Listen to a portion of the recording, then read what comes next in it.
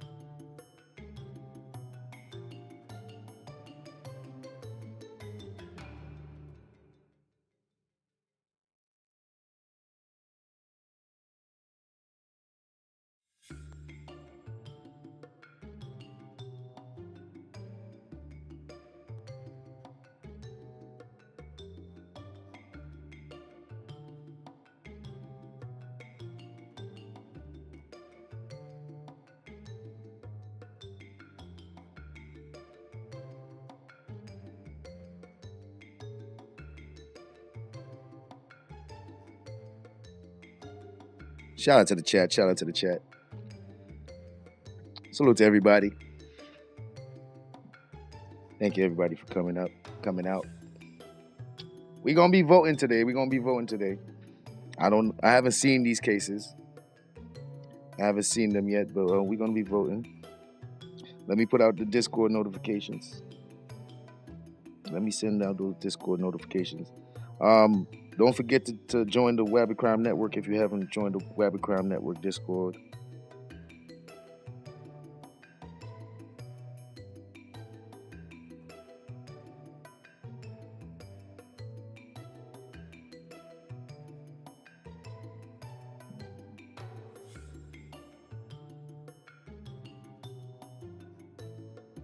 Shout out to the chat. We'll be starting in 2 minutes or less. We will be starting in 2 minutes or less.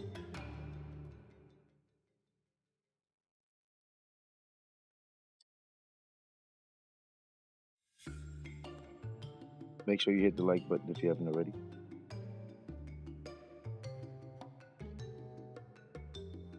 All right.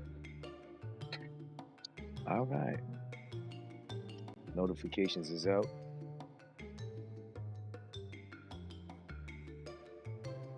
Oh, shout out to the people. Shout out to the people. Shout out to the chat. Shout out to the chat. Now, hold on. I gotta change some stuff here. Gotta change a little one or two things real quick.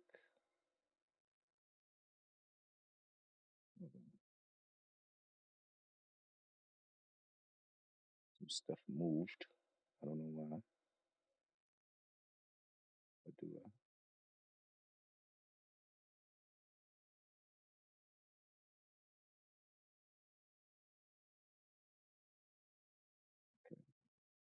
Stuff moved. Shouldn't have moved. Let me lock this. Lock this. All right. Gotta fix my chat. Gotta fix my chat.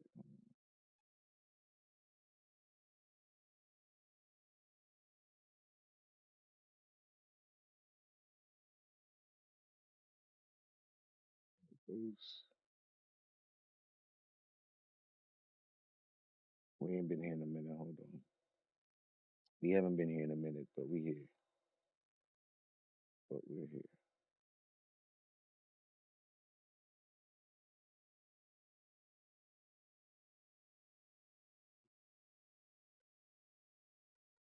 All right, all right, all right, all right, all right.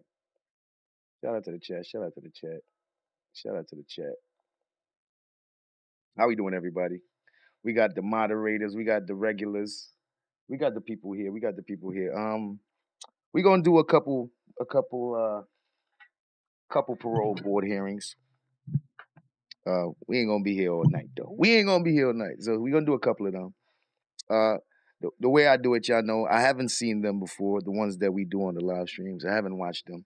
I don't know what the case is about. I don't know what the outcome is gonna be.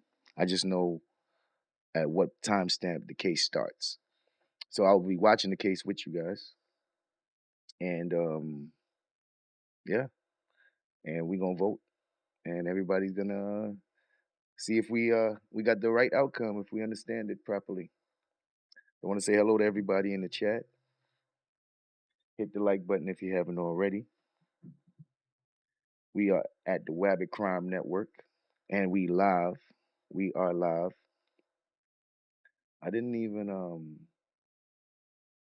make sure you guys check out the Wabbit Crime, We the Wabbit store, where you can get the Wabbit Crime Network merch as well as other merch that I have. So make sure you guys check that out.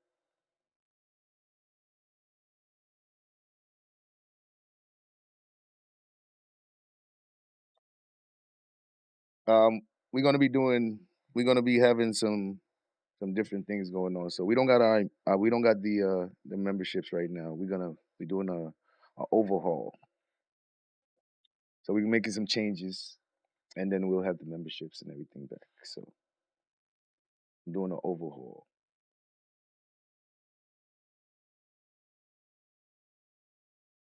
Shout out to everybody. Lester, what's up, Lester? Kobe Knowles in the building. What's up? Heck Money. We got Heck Money. Leticia. Third Eye POV. Let's make her great again. Yvonne May in the building. Good to see y'all. Chef X, Rally Time TV. Courtney Peach, what's up? Miss Eve.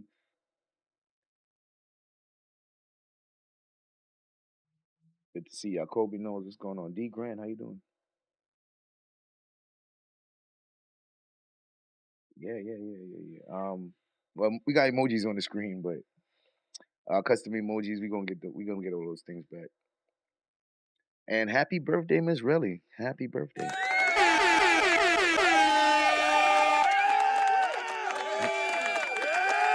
Yeah. Um, we got Crime Network merch. We got Crime Network merch, so make sure you guys check out the Crime Network merch. I'm drinking tea.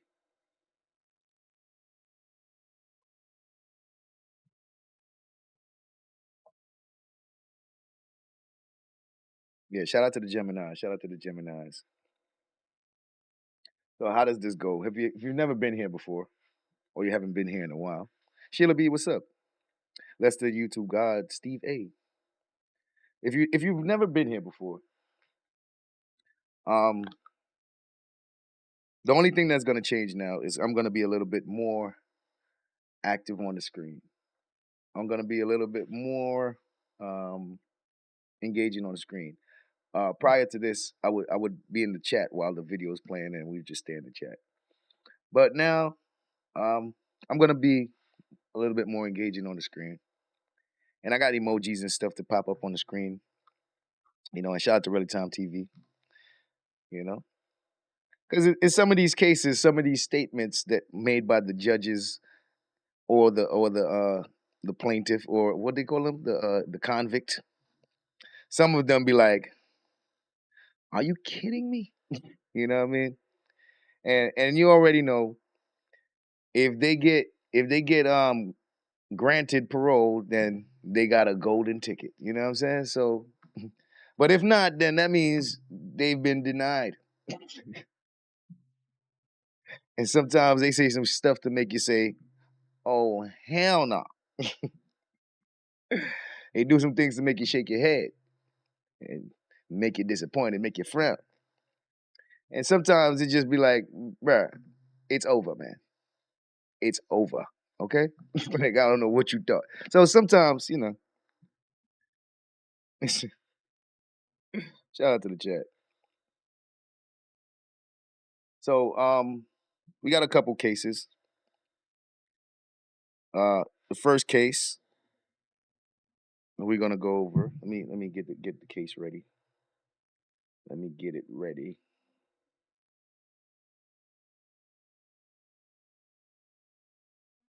Should have been ready. We're gonna go over this first case and see how it goes. As I said, I haven't seen it. This way we can experience it together. However, my uploads, when I do my uploads, that's different. I do a little bit of research and stuff so I can give you guys a great narration and all that. Hold on.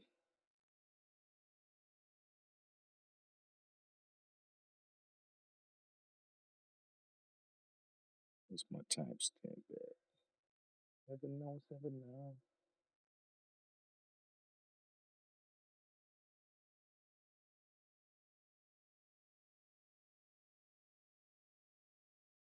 All right.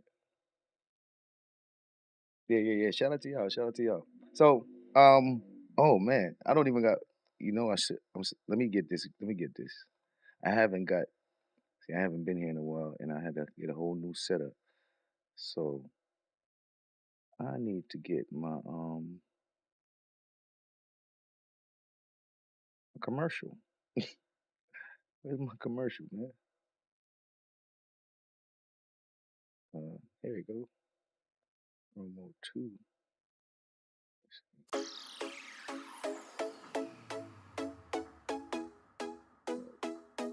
This one might be better.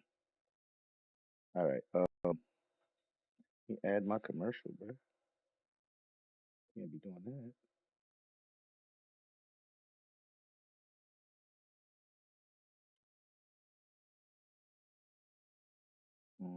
Let's see.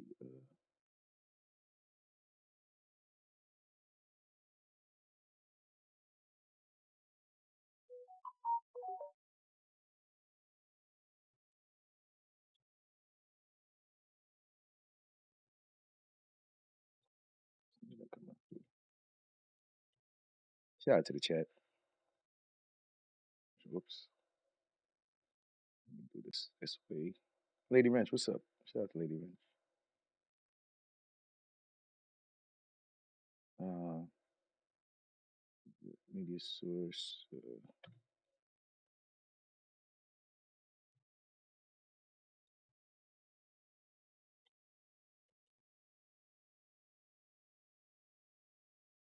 Let's get our commercial in here early before we forget. Can't be doing that.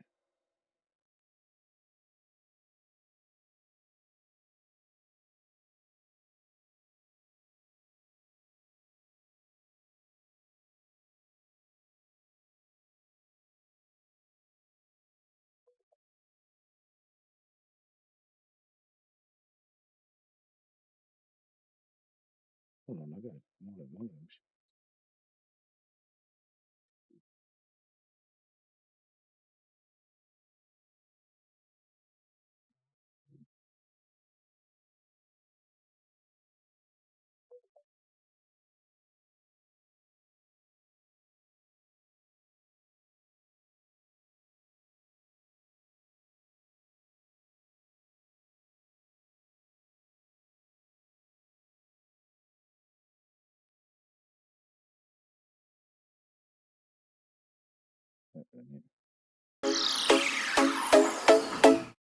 All right, let me add this to the scene right here.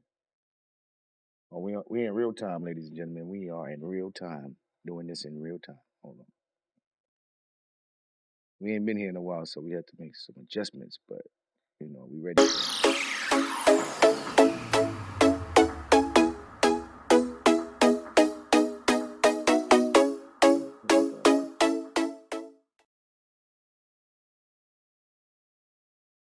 Let me make a button for that. Let me make a commercial button.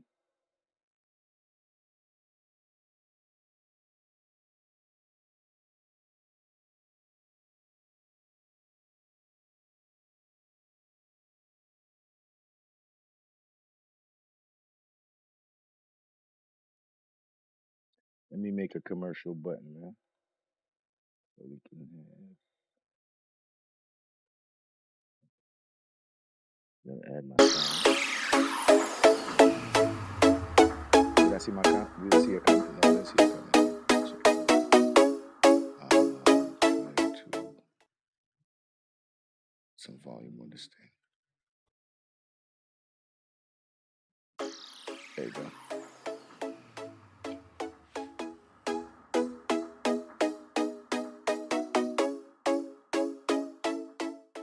All right. Yeah. Turn my mic up. Hold on. Make sure all my volumes is good. Turn my mic up. My mic should be fine.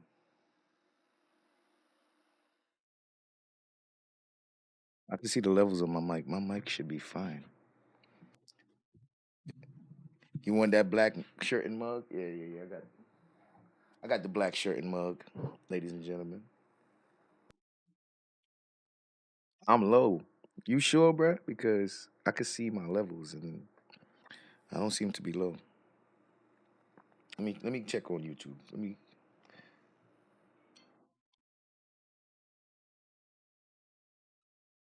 testing.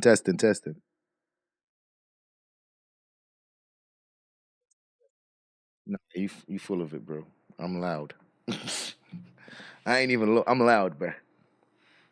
You full of it, sir. Pick and choose TV. Sheila B, I'm gonna check your comment. Hold on.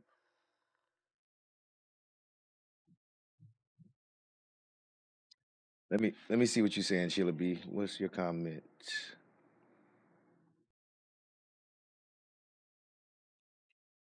Says that shirt is fire. Always get compliments. Shout out to you, Sheila B. Sheila B said this shirt is fire. She always get compliments on it. Oh, shout out to Sheila B. The Wabbit shirt, Crowd Network shirt. Thank you. We got them in different colors. We got them different colors, basic colors. You're gonna be we're gonna be pushing out some stuff on the store. So make sure you guys check out the We the Wabbit store. Is Nightbot in the chat? Let me find my Nightbot. And let me put my anonymous donation in the chat. And I gotta hold on, y'all. Gotta put my alert box. Let me fix some things here because it didn't go the right way. I need to put my alerts. Add that right here.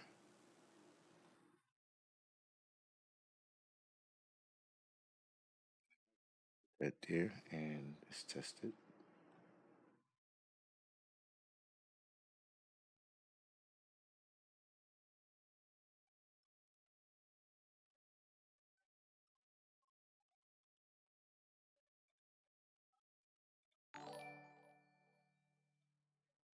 This is a test YouTube membership. Okay, I'm hearing two. Need to fix that.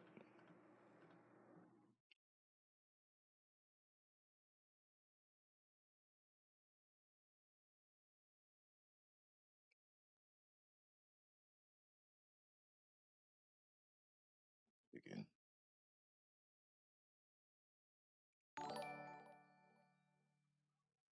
This is a test YouTube membership. Why am I hearing two? I'm hearing it twice. I don't know why.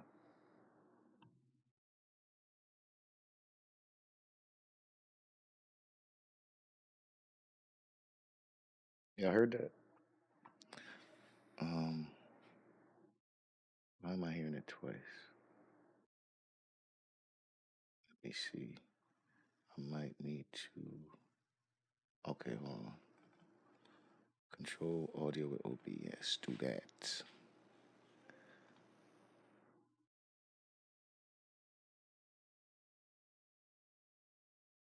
Let me see.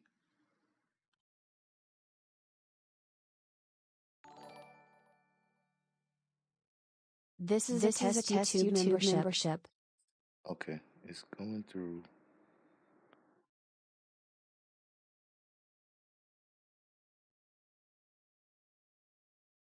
I'm having some issues here trying to figure out why I'm hearing this shit twice.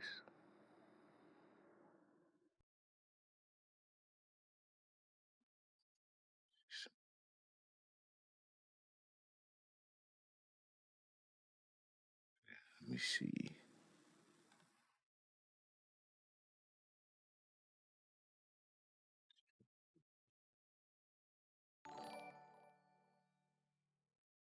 This is a test YouTube membership. Are y'all hearing it twice? I'm hearing it two times. Are you guys hearing it twice?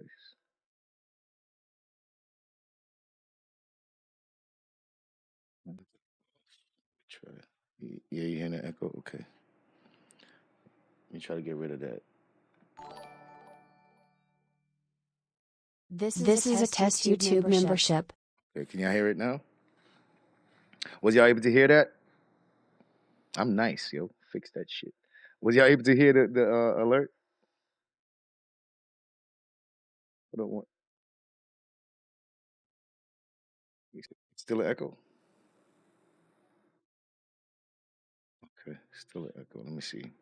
Okay. I'm gonna try. I can't hear the echo no more. This is a test YouTube membership. You guys still getting the echo? I can't hear it anymore.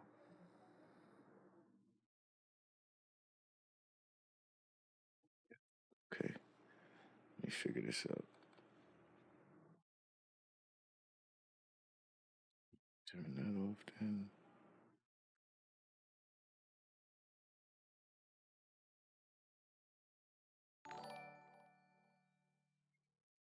This is a test YouTube membership.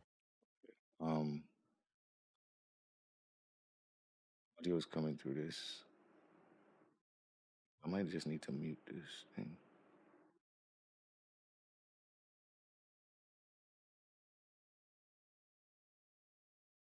Like it's playing twice. Did y'all? Hold on. Yeah, I realize it is like it's playing twice, but I'm trying to figure out um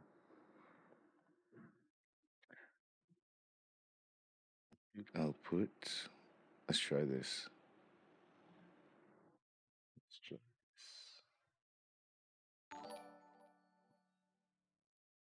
this. This is a test YouTube membership. Now I'm getting the echo. Now I'm hearing the echo. So maybe if I just mute this shit. Let's see.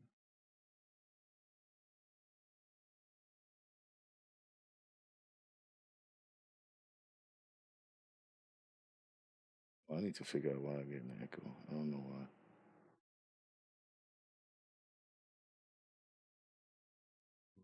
Yes.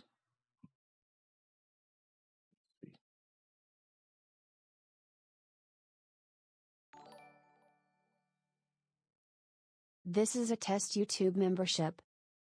I'm not getting the echo no more, right? Echo should be gone now. How about that? Echo should be gone now. Bobby Girl Tina's Matrix. What's up, girl? All right, cool. I'm gonna have to figure out why that's happening, but all right, so we got that. Let me put the anonymous donation in the chat. Let me put the anonymous donation. Sorry, we ain't been here in a minute, man. We still working out some kinks here. Uh,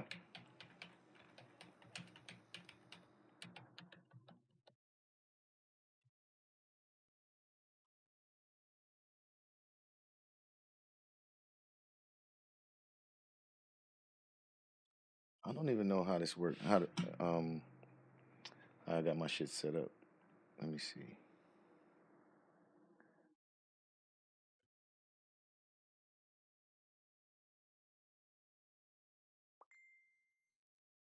Kevin donated $21. This is a test donation for $21. All right, so we got we got that. That's in there. Say less. What's up? All right, so we getting there. We getting there, y'all. We getting there. We ain't been here in a minute. We setting up our new shit, uh, our new setups and all that.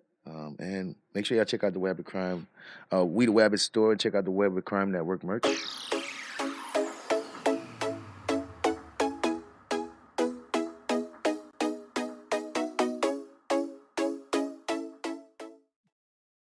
Lord have mercy.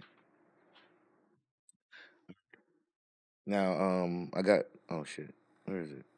I had my stuff ready, but now it's gone. Do this again.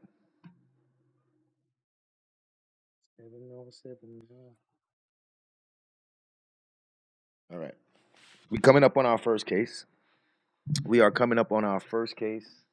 Um, Now, when it's time, we are going to be doing some voting. We are going to be doing some voting, and I'm going to put a poll in the chat towards the end of well, right before the judge votes, because we're going to watch it together. If donations and stuff come in, I'll pause it so that we can so it can be read out, whatever. And before the judges vote, I'll put the poll in the chat so that we all can vote before the judges vote, and see how it goes. Shout out to Barbie Girl, Tina's Matrix in the building. Anthea 87, what's up? Shout out to y'all. Shout out to y'all. We doing Crime Network. We doing Crime Network content over here. All right. I think we pretty much set up. Um, let's see. Let's see. Hopefully you guys are ready. Hopefully you guys are ready. I had to do a whole new setup. Hi guys. Hello. All right. So made some changes. Made some changes. Hold on. I still gotta fix some stuff over here real quick. Let me make my fixes over here.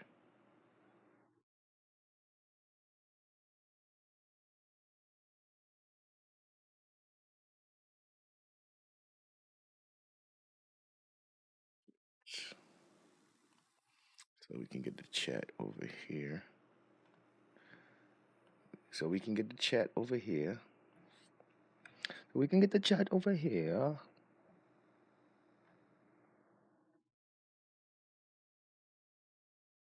You know? And y'all got me over here. Hello. You know? And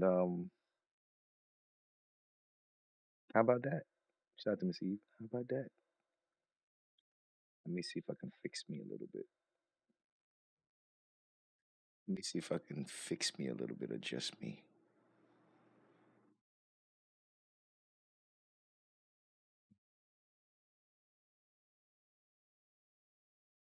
About here's okay. I think here's fine.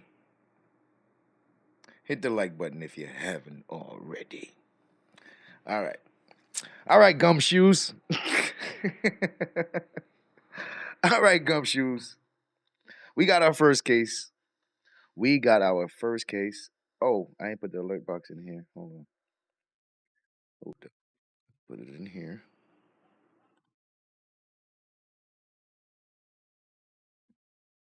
Put it here. That's cool. Let's go. And did I even add my other stuff?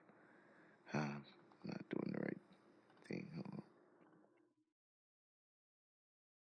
We got the emojis. We got all that.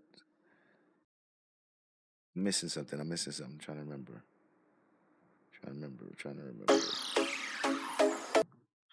remember. What am I missing? What am I missing? Oh, the commercial. Commercial needs to be over here too. All right. Shout out to the chat. Miss Believe, what's up? Let's go. All right. I hear y'all. I hear you. I hear you. All right, let's go. What we doing? What we doing? If you want it, you can get it. Let me know. All right, first case, man. Let's see how it goes. We gonna get some information. Get some information. Car. Corio card DOC number 475432. You are a third. Is that correct? Let me check. Let me double check this. Third class offender. Third class offender, ladies and gentlemen. Possession of cocaine, habitual offender. Sentencing date 10/17 of 18, 10 years DOC without the benefit of probation or suspension of sentence. Parole date 10/17/2018, not eligible for good time. Full term date 8/26/2025. Does that sound correct? Yes, sir. All right, would you please answer, Mr. Jones? Man. Yeah. Damn, boy. You said they're low? Hold on. They are low. Hold on. Let me make sure everything's turned up here.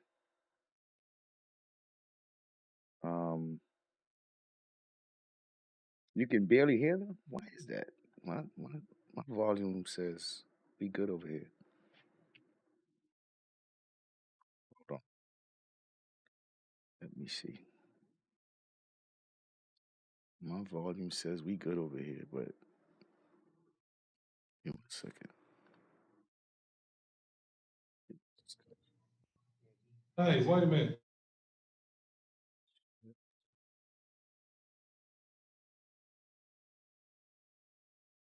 Give me 1 second. Let me turn up. You can hear them fine, right? I know it's all my stuff. It looks like it's fine, but Kobe, no problem. I got you. I'm about to turn it up for you. Turn it up.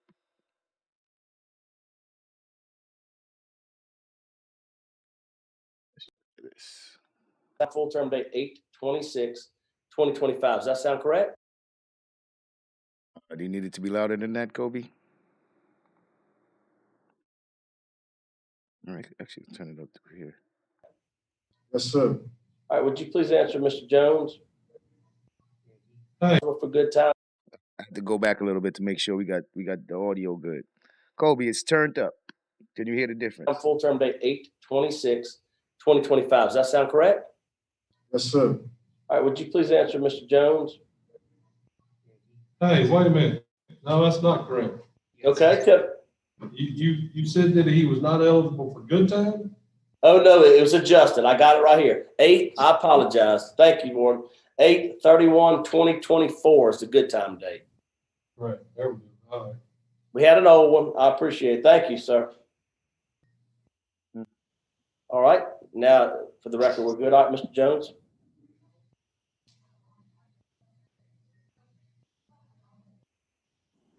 Mr. Carr, good morning. Morning, sir. This is not the first time we've seen each other, is it? Yes, sir. Damn, bro, that means you done came here, tried to get parole already, and got denied. Man, it's not the first time we see each other, is it? Yeah, that's unfortunate. Let's see what happens this time around. This man's in here for drug charges. He got a lot of years for possession of cocaine. He's a habitual offender. So let's see how this goes. No, sir.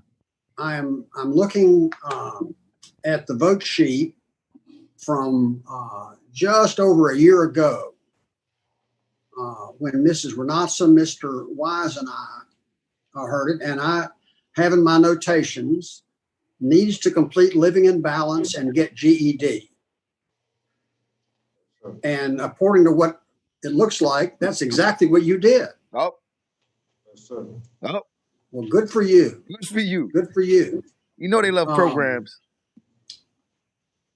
Have you had any write-ups since that time? I've been had a write-up, sir. All right. Well, the other reason given to deny you was that you had a moderate risk score, but given that you did everything I asked you to do, I don't care about that. I hear that. Hey, shout out to the judge said, hey, you did what I told you to do, man. You good with me. Hey, you all right with me, man. And yes, shout out to him. He went and got his GED and he completed that program. You know, they don't play about them programs. So I can't ask anything more of an inmate than to do everything I said he ought to do, huh? So That's a good indication of what my vote's going to be. So I don't have any more questions. Damn, he damn near told him must vote ahead of time. Yo, if this man say the wrong thing and lose his freedom, if he says the wrong thing, man, listen, hey, right now it's sounding good. It sounded pretty good for you, bro. Ms. Wise. Good morning. What's up, Miss Pearl? Morning, ma'am. I just want to commend you again on that GED. That's good work. I see that you're enrolled in some OSHA classes. So if you're successful today, where would you live and how would you support yourself? I have a job lined up upon my release, and I'm staying with a family member upon my release. What job you got lined up? Job is for Herbert Lewis. Is barge. It's a barge making company on the river. Okay. Would this be the first time you've held a job? No, ma'am. Okay, you've worked before? Yes, ma'am. Okay. And you the last time all law enforcement opposed, and nothing you can do about this. But I just want to make you aware of this. This is something that everybody, all law enforcement opposed who were involved in your case, DA, judge, sheriff's office. And the judge, this is what the judge wrote. And I want you to speak to this. The judge said, Man, what the judge wrote? The judge said, oh man. She said all law enforcement was opposed. Man, what the judge said, man. that you enlisted a mentally disabled relative to aid you in your criminal activity. And this individual was a vulnerable individual. What do you say to that? Yo. Oh man. Yeah. So he better have the right answer. He better have the right answer. Because she said a mentally disabled person, bro. Family member to get him to aid in the crime. It sounds so bad. So let's see what he learned in them programs. Because them programs is going to teach him how to answer this question right here. Let's see what he learned in them programs. J-Dub, what's up? Ma'am, this is what happened. I had got arrested, and I had called.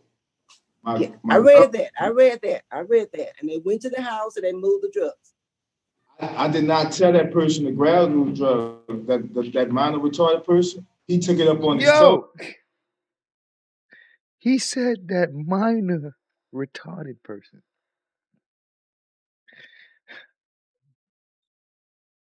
Yo, bruh.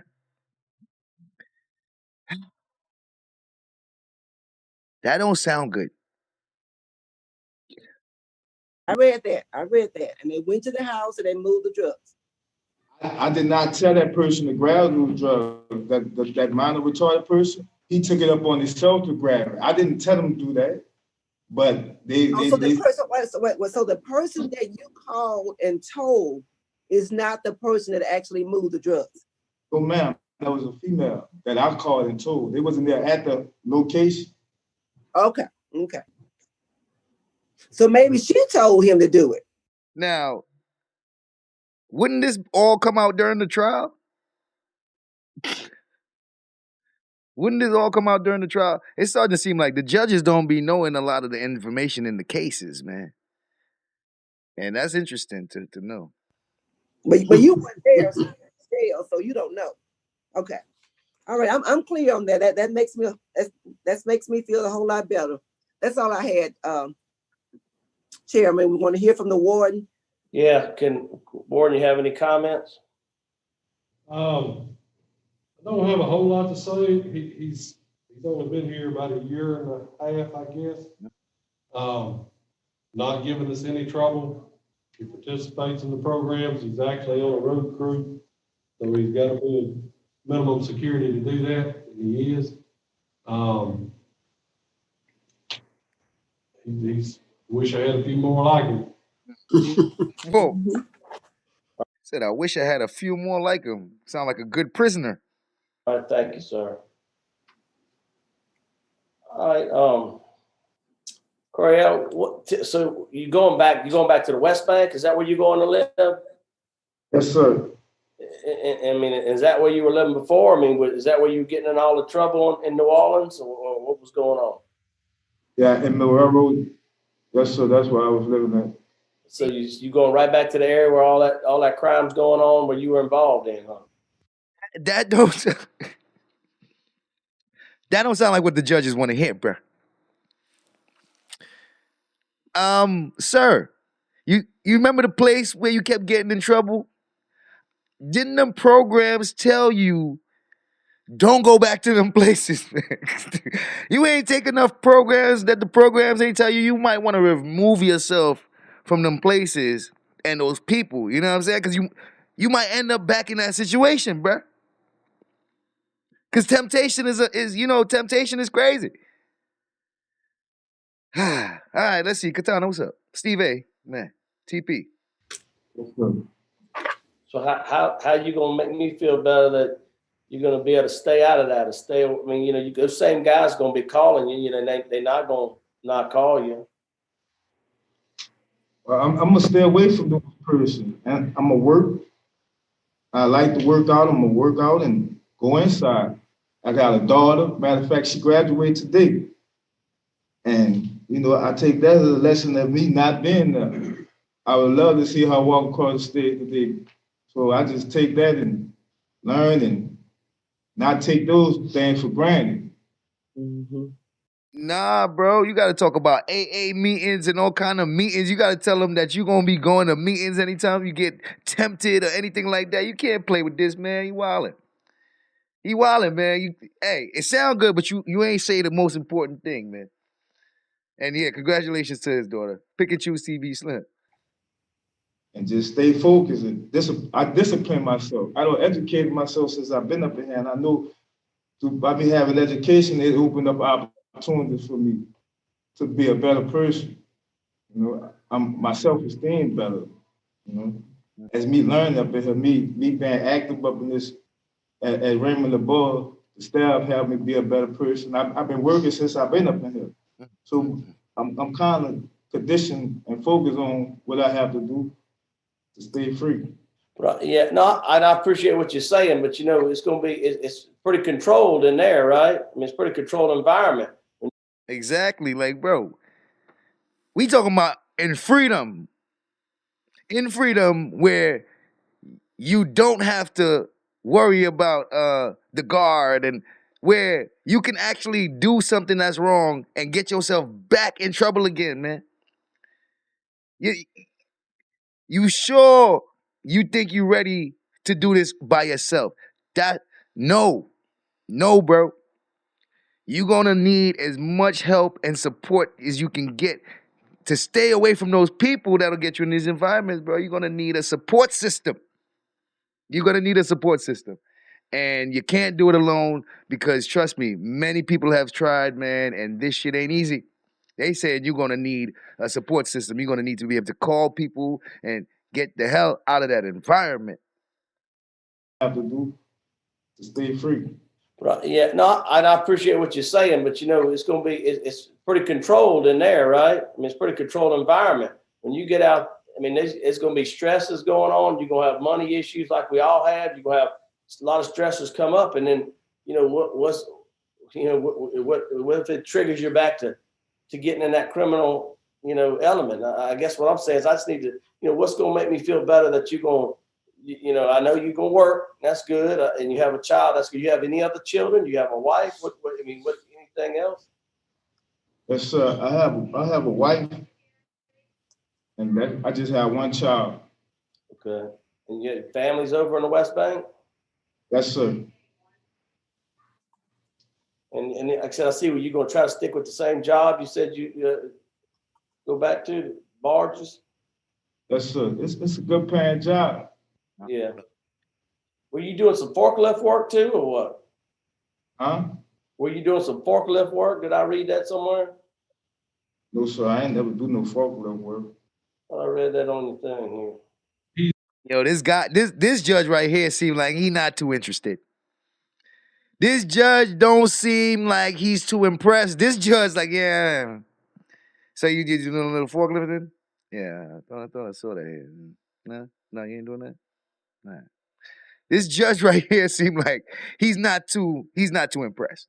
He's on the waiting list here to take an OSHA class for I forklift. got it. Oh, okay. But I'm gonna say this, Mr. Jones indicated earlier that the last time he saw him, he was told to get his GED and get his living in balance. In addition to that, since he was heard last, he's completed anger management, nurturing parents, men, work, and AANA. In addition to what they're asking to do. All right. Sounds good. Would you like to make a statement on your behalf? Sounds good. I just hope the board of parole have mercy on me, give me another opportunity. Be free. That's it? All right. Panel prepared to vote? Yes. That's it, bro? He's a man of little words. He's a man of few words. All right, well, hey, hey, y'all ready to vote? Will the judges grant parole in this case, ladies and gentlemen? I'm gonna start a 2-minute timer. Get y'all votes in. Get y'all votes in. Actually, a 3-minute timer. Nah, let's do a 2-minute timer.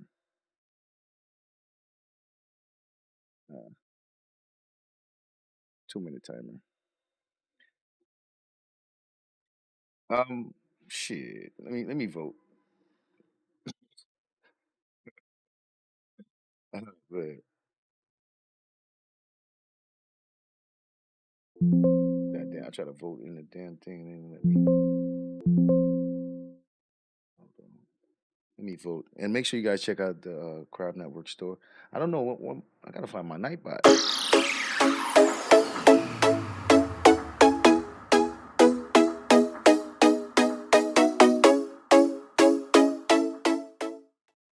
Find my Nightbot. Where's my Nightbot? My Nightbot ain't been in the chat. What's going on here? I'm confused.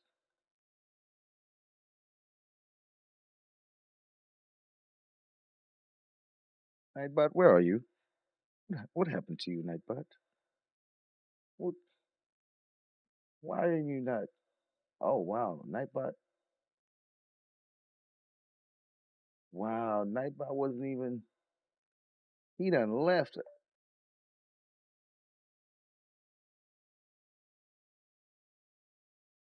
God damn. How that happened, bro?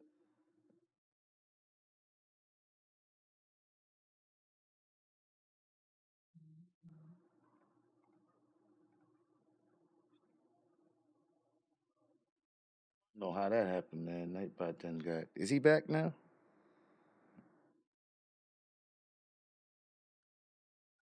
Is he back now? It's crazy. Nightbot. What kinda? Nightbot had left the channel, bro. All right, the timer's up. Timer's up. Timer's up. Time to end this vote. Time to end the votes. Ending the poll. We got 22 votes. 63% says yes, he will be free, and 36% says no. So we'll see. We'll see. But first, let me see what's going on with my Nightbot real quick. Um.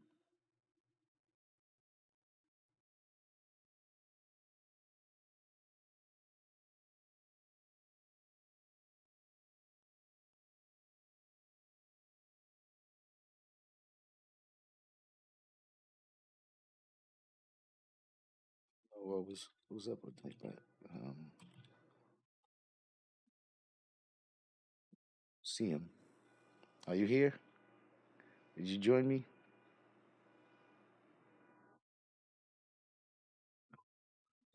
See him. He's probably gonna show up when I start the live back over. God damn it. All right, so let's see what the judges say. Oh, there he go. There you go. Nightbot is back, y'all.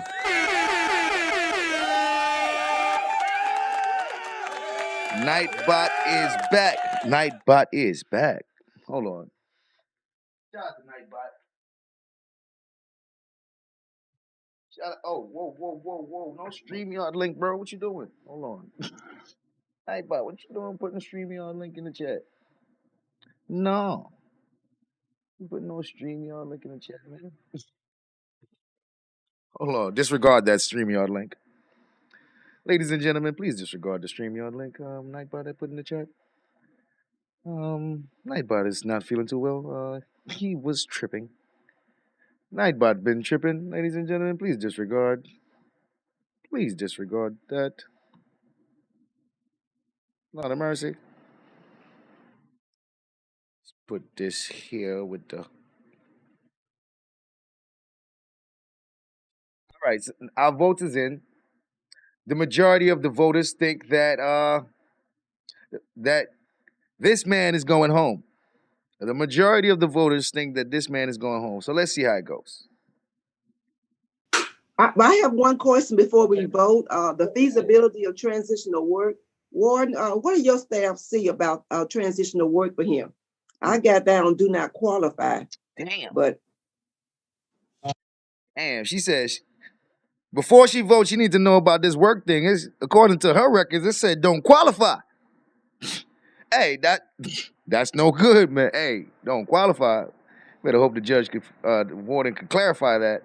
Not since 2023. Because of the HFC, you can't do it before a year short. Habitual offender. Nope, that's no good. Oh man, that's not. Listen, I don't know, man. Listen, let me. One thing I learned from them is that you don't got a good place to stay and a place to work and all that. Yeah, go back to jail until you figure that out. They be like, yeah, go back to jail until you figure that out, bro. So, that don't look good. GWB, what up? Because they be like, man, you know what? Just spend another couple months and then figure that out and then come back to us, all right? What's your next parole date? 2 years from now? Yeah, in 2 years, you should definitely have that in order in 2 years. You'd be like, man. Okay, thank you. All right. That's all I have. I'm ready to vote now. I'm sorry. All right, Mr. Jones. Thank you, Mr. Chairman. Mr. Carr, as I indicated, I'm very pleased that you did what I asked you to do and more, as the warden said. However, I've got another idea for you as far as how you're going to stay away from trouble. And that is, my vote is going to be to grant your parole. But one of the conditions is that you're going to go to at least 3 AA-NA meetings every week. And at the beginning, right now we don't have AA meetings in person because of COVID-19, but you can do it on Zoom just like we're doing this. It's not hard to do, and there are probably thousands across the country that you could go to. You know, you have to go to an AA meeting locally because you got to drive there and be there, which you'll do when you can. But before then, you can access them anywhere. So you won't have any trouble finding anything any time of the day or night. And it only takes an hour. But I'm going to want you to supply to your parole officer just a brief description of what subjects were discussed at each meeting, just so she or he or she can keep track and make sure that you're doing what you're supposed to do. And I'll tell you that I've heard from lots of folks. I know that your issue was cocaine, but you can get just as much benefit from the Alcoholics Anonymous meetings as you can from the Narcotics Anonymous meetings, maybe more. They always want to send them to some. Anytime people talk about drinking, then you just apply it to your own life. All right. So grant 3 AA-NA meetings every week. Curfew from 9 p.m. to 6 a.m. unless you're working or going to church or going to an AA meeting. And that's it. Good luck to you, Mr. Carr. Thank you. Only one vote, Mr. Carr. Mr. Carr, my vote is to grant for the reasons already God stated damn, on the okay. record. Also, I would like for you to do community service hours, giving anti-drug dealing talks, doing something with the youth in the community with the education that you receive at least once a quarter. You can do it more often, but at a minimum, at least once a quarter over the entire period of supervision. Ms. Wise, I'm gonna recommend 4 hours a month. Are you okay with that? I concur with that. Man, 4 hours a month of community service. He going home. He going home, y'all. And I assure you that when law enforcement see what you are doing in the community, it's going to really have an impact. So good luck to you, sir. My vote is to grant. All right, you have 2 votes to grant your parole. I'm also going to vote to grant your parole for the work you've done, the programs you've been able to accomplish, your positive institutional record, positive warden's comments. You'll be you have a curfew from 9 p.m. to 6 a.m. unless you're working or church, NAAA 3 times a week, and you'll give a summary to your PI weekly of the meetings. I want you to maintain full-time employment.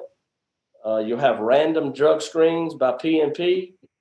You'll do 4 hours per month of community service. Give back to the community, okay? You understand the stipulations? Yes, sir. You have 3 votes to grant your parole. Your parole's been granted. Good luck. Thank you. Boy got that golden ticket. The boy got that golden ticket, man. Lord of mercy. Yeah. He got that golden ticket, man. Shout out to him. Shout out to him, man. Hey, the last judge was seeming a little shaky there. The last judge was looking a little shaky. All right, we're going to do another one.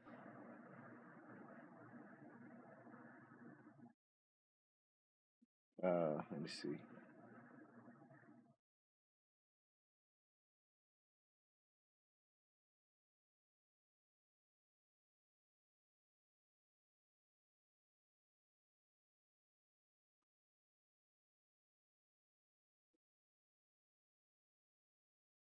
All right. I hope you guys enjoyed that. Make sure you guys check out the Wabbit store, We the Wabbit store, and get some Crime Network merch.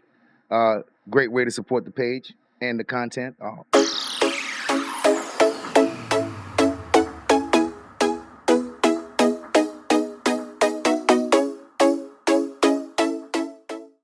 Shout out to y'all. Shout out to y'all.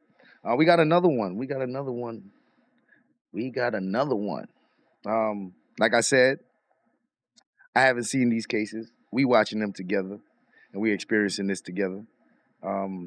Where's the link for the merch? It should be a store link. Hold on, let me check Nightbot. If you put store in the chat, wait. Yeah, if you put store, put this exclamation store. That'll put the link for the store. For the We the Wabbit store. Nightbot is putting the merch store on in the chat. So you guys can check out the merch, man. Cop some stuff. We added new stuff, and not only is there Wabbit Crime Network merch, but we got all kind of Wabbit merch up in there. All kind of Wabbit merch.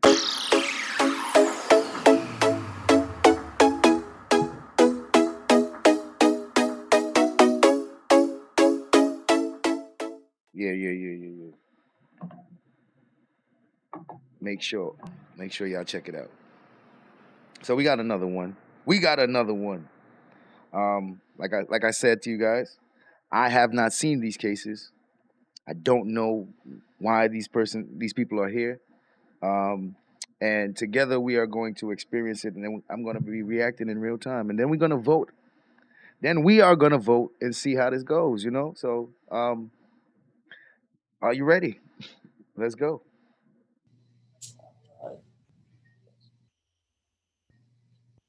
All right, Joseph Bells, DOC number 469602. You are a 4th class offender.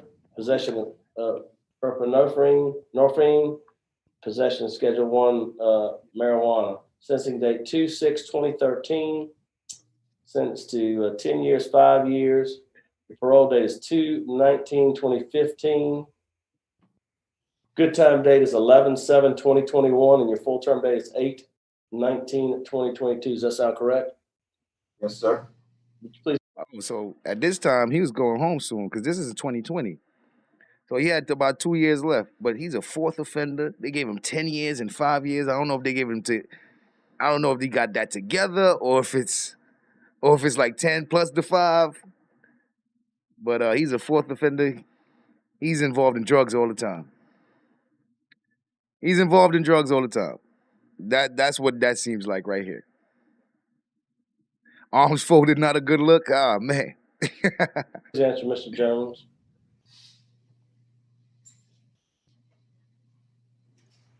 Good morning, Mr. Bellows. How are you? Good. I noticed from your disciplinary record that you were getting several write-ups, and then in 2018 it just stopped. Yes, sir. What happened? Well, I'm gonna tell you what happened, sir. I became eligible for parole, and one day, I mean, like I said, I have a real bad drug history problem. You know what I'm saying? I always come to jail for drugs, and when I get in prison, I continue with my same substance abuse problem. And one day, I'm sitting on the rec yard, and I'm looking at life through a fence, and I said to myself, you know, everybody's got to reach a breaking point in life. And that day, when I was sitting on a yard at Hunt's Correctional Facility, I came to my breaking point, and I told myself, man, I got to stop doing this, man. I got my kids growing up without me. I've been down like 7 years at the time. My kids done had kids. I became a grandpa since I've been incarcerated. And I just felt like it was time for me to change, man, and start living a different life. And I just, from that point on, I looked at life different. And I told myself I'm determined to never get no more write-ups. Because I know one thing, with write-ups, I can never get out of prison. I have to be write-up free. So I committed myself and said I would never get no more write-ups. I'm just, and that's just from my heart, you know what I'm saying? And that's why I never received no write-ups since then, because. All right, this is the problem. He started off saying, I knew my parole was coming up. Like, oh my God. Bro, you literally told those people you started behaving because you knew you had a parole date coming up. Is this what he just did? Because the first thing he said was, well, I knew I had a parole date coming up. So you've been messing up the whole time until the parole hearing started getting close, and then you started behaving. Why would you tell him that?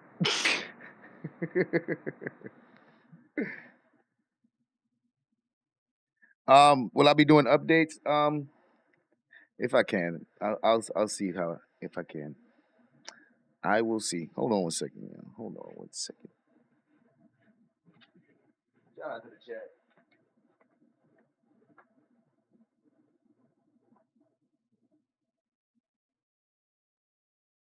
All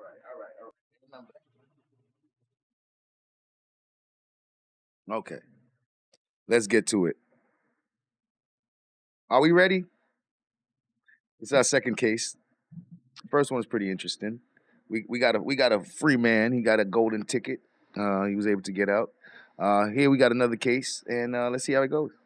Shit. I know I had to show my heart for this day right here. Good for you. I saw that a lot of the write-ups were for contraband. Were all those drug related? Well, the contraband in prison consists of cigarettes. I have contraband for cigarettes. I have contraband for getting tattoos and doing tattoos. I was doing tattoos, getting tattoos. I did was smoking marijuana, yes, sir, and you know, and Yo, this man went to jail and did nothing but crime. Yo, so these is criminal offenses. I mean, smoking cigarettes and stuff might seem like nothing to you, but it's literally a crime in jail. So he got locked up, went to jail, and just committed crimes in jail, getting tattoos, doing tattoos, smoking weed. Like, bro, those is crimes. It's like you literally went to jail and continued to break the law and the rules. And I don't know if he knows how that sounds, but it don't sound good. I got caught with a wick that's contraband. You know, I got caught with, I was working in Angola, and I got caught with some pecans in the pecan shed. And, you know, I'm not perfect, sir, but No. I'm not perfect at all. And I was. Did he say I'm not? Did he say I'm not perfect? I don't think I'm not perfect is what you are, bro. You are delinquent. You habitually break the rules, my man. It's not that you're not perfect, bro. It seemed like you got a problem with authority. Like, man said I'm not perfect. Mistakes in my life, and last year, I'm not perfect, sir, but No.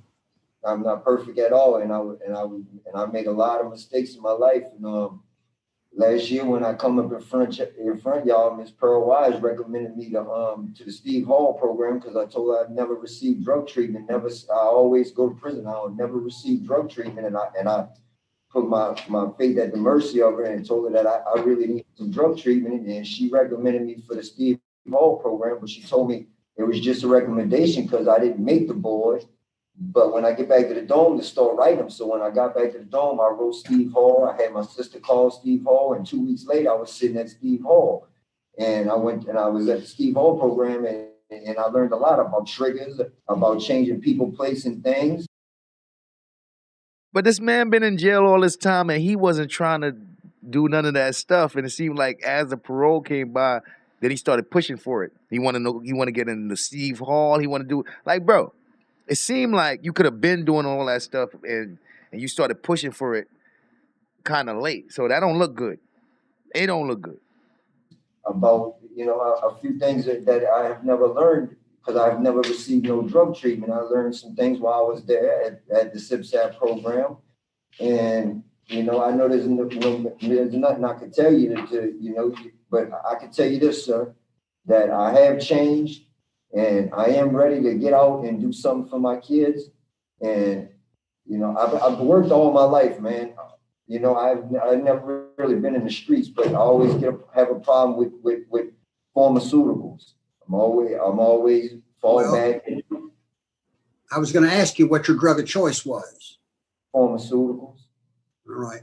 Pain meds usually? Lortabs, pain meds. Yes, sir. That's what Lortab is. So you completed Steve Hoyle, obviously, right? I was at Steve Hall for 2 months, and Steve Hall sent me back to Winfield due to medical problems. I had medical issues that they couldn't take care of because the hospital I was going to was E. Conway and Monroe, and they. Man, I hate when they got all these reasons why they couldn't do what they supposed to do. I'm like, man, all that was going on. Shit, you was in the Steve Hall program, and man, all right. Had their contract is with LSU and Shreveport, so they had to send me back to Winfield for Winfield to send me for my medical status at E. Conway and Monroe. But I was there for like 2 months and learned a lot. My 2 months I was there. Okay. Do you mind telling us what the medical issue was? I right before I went up for parole, I had broke my hand, and Winfield sent me to E. Conway and Monroe, and they put some metal inside my hand, hardware inside, and about 2 weeks later, I got sent to the Steve Hall program. So when I arrived there with the cast and the sling, and they was like, "What's going on?" I told them my situation, that I had broke my hand and had hardware put in my hand. Well, they removed the cast. They told me to start using my hand the best I could, but the doctor that did the surgery was telling me not to move my fingers because it could offset the metal in my hand and stop circulation. So I'm pretty convinced he was fighting, and that's what messed up his hand. I'm convinced, Katana. I'm with you on that one. I didn't know if I could move it or not move it. So I said Steve Hall for like almost 2 months. And one day they called me in medical and they like, "Look, we're going to send you to the hospital, to LSU and Shreveport," because my hand was losing circulation. It would turn, if I walked my hand down, it would turn purple looking. But if I put it in a sling, it would get its color back. So they wanted to see what was going on with that. They sent me to LSU and Shreveport to their hospital, where their hospital said that the surgeon that did the surgery at E. Conway and Monroe, that they recommend to send me to them because they don't want to go over another doctor's surgery and they don't know what's going on in my hand. So they sent me back to Steve Hall. Steve Hall was like, "Mr. Bellish, you have to go back to Winfield because we don't deal with them. So we're going to send you back to Winfield. We're going to let Winfield send you to E. Conway and Monroe to the surgeon. And when you're done with the hospital over there, you return over here." And I went back to Winfield. I went seen the surgeon. They sent me like 4 days later. I went to E. Conway and Monroe, seen the doctor. The surgeon that did the surgery, he gave me a ball, told me how to rehabilitate my hand and stuff to do. And that was it. I was done. And then 2 weeks later, Winfield lose their contract and went immigration and sent me to River Bend. And I stayed at River Bend for like 13 months. And then after I left River Bend, I came here. And I've been here for a few months. I had never returned to the Steve Hall program. I don't know what happened with that situation, but. Well, see, Mr. Bellows. Could you imagine him enjoying himself on the pain meds that whole time? He's addicted to pain medicine, and he broke his arm. He broke his hand. Most likely he's getting pain medicine. He probably was enjoying that time. I don't know. I'm just saying. I'm just saying. All you really had to say was, I broke my. I never returned to the Steve Hall program. I don't know what happened with that situation, but. Well, see, Mr. Bellows, all you really had to say was, I broke my hand before I got to prison, and they had to send me for treatment for that. Damn, Miss Pearl laughing at him. Miss Pearl laughing at him. Yo, Miss Pearl laughing at the boy. Like, you just told all that story. He said, yo, Mr. Jones, like, man, all you had to say was I broke my hand when I was going there, like, before I went there. He said all that shit for what? Like, laughing at you, ninja. You said all that for what, man? Yo, look at Miss Pearl. Miss Pearl showing all her pearls right now. She like, man, this guy. Miss Pearl, you can't be laughing at the inmate like that, Miss Pearl. You wildin'. Miss Pearl out here wildin'. That would have been enough for us. But now we have all the details. That's fine. What was tell me what your plan would be if you were released on parole. How are you going to stay clean and sober? Well, I got a good family support system, sir. I got a cousin that's willing to take me to. I got a substance abuse problem. I can't never get enough substance abuse treatment. He said he's willing to take me to NAA classes. I got an aunt that is going to help me get on my feet with my driver's license. I got an uncle which is ready to put me to work. I've been doing construction work all my life. I know construction. I built houses from the ground up. I'm real good at it. He's willing to give me a job, but I have to stay clean and sober around these people. And I have to do it for myself, and I have to do it for my kids too. Like I said, I've been a grandpa since I've been incarcerated. So my thing is to strive for my kids and me and my family that's been here for me the whole time I've been incarcerated. And I know I can't get too much classes. There's never too much classes for me. I need all the classes I could get, sir. I'm not perfect at all. Well, I'll tell you this, Mr. Bellows. We don't call them classes on the outside. We call them meetings. Yes, sir. I've been sober 31 years, and I still go to AA meetings. Yes, sir. Yes, sir. So you're right. God damn, we got an ex, probably an alcoholic.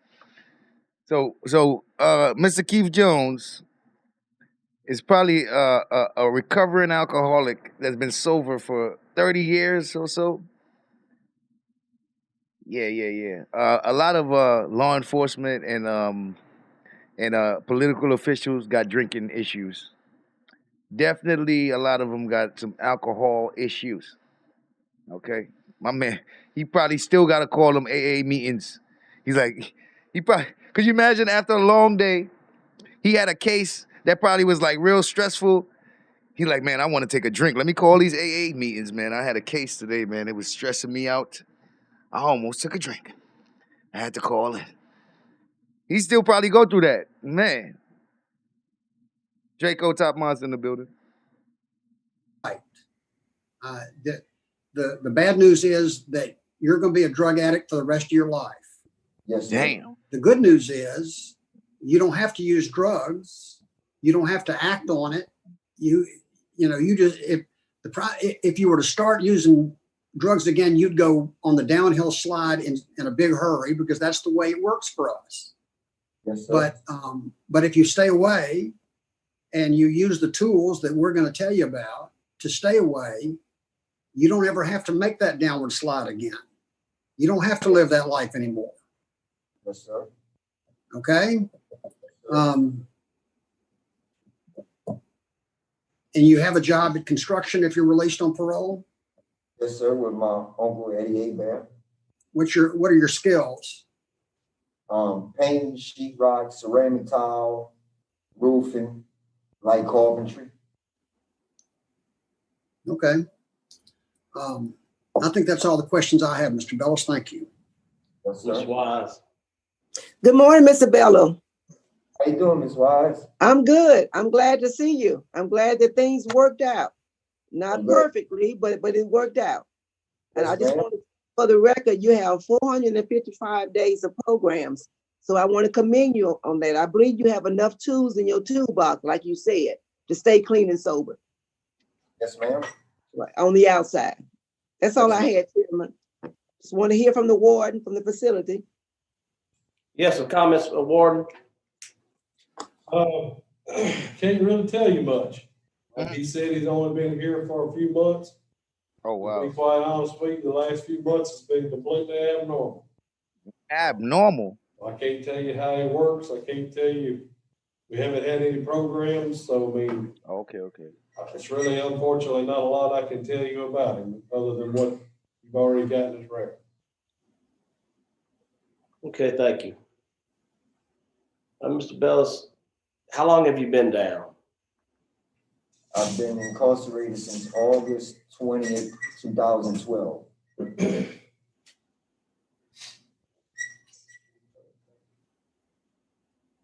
About 8 years. 8 years. Yes, sir. Just looking back over your rap sheet a little bit, obviously, there's, some just things that stick out to me. I think you had a domestic abuse battery that you pled a simple battery. Is that somebody in your life? Is that a girlfriend, a wife? What is that? That was me and my wife had an argument, and the police were called, and when the police is called and you have an argument, somebody has to go to jail, and I'm the man, so I went to jail. And I argued with it, so I pled guilty to it. That's what I was not innocent that day. I was on. Is that how that worked for real? An argument? I thought you actually had to physically hit somebody and then you get arrested. But an argument though, I don't know. Is that how that worked? So you could call the police on me for arguing with you and I go to jail for arguing with you? I don't know. That sounds a little sketchy. On pain medication, and I had all the little day. I went to jail, and I played guilty. Are you still together with your wife? No, sir. We're not together anymore. I've been incarcerated, like you said, 8 years now, and I guess she had done moved on with her life. Okay, so you're not, and that's the mother of your children? No, sir. No, it's not the mother of my children. Okay. How many children do you have? I have four kids. And I know one obviously has kids. You have some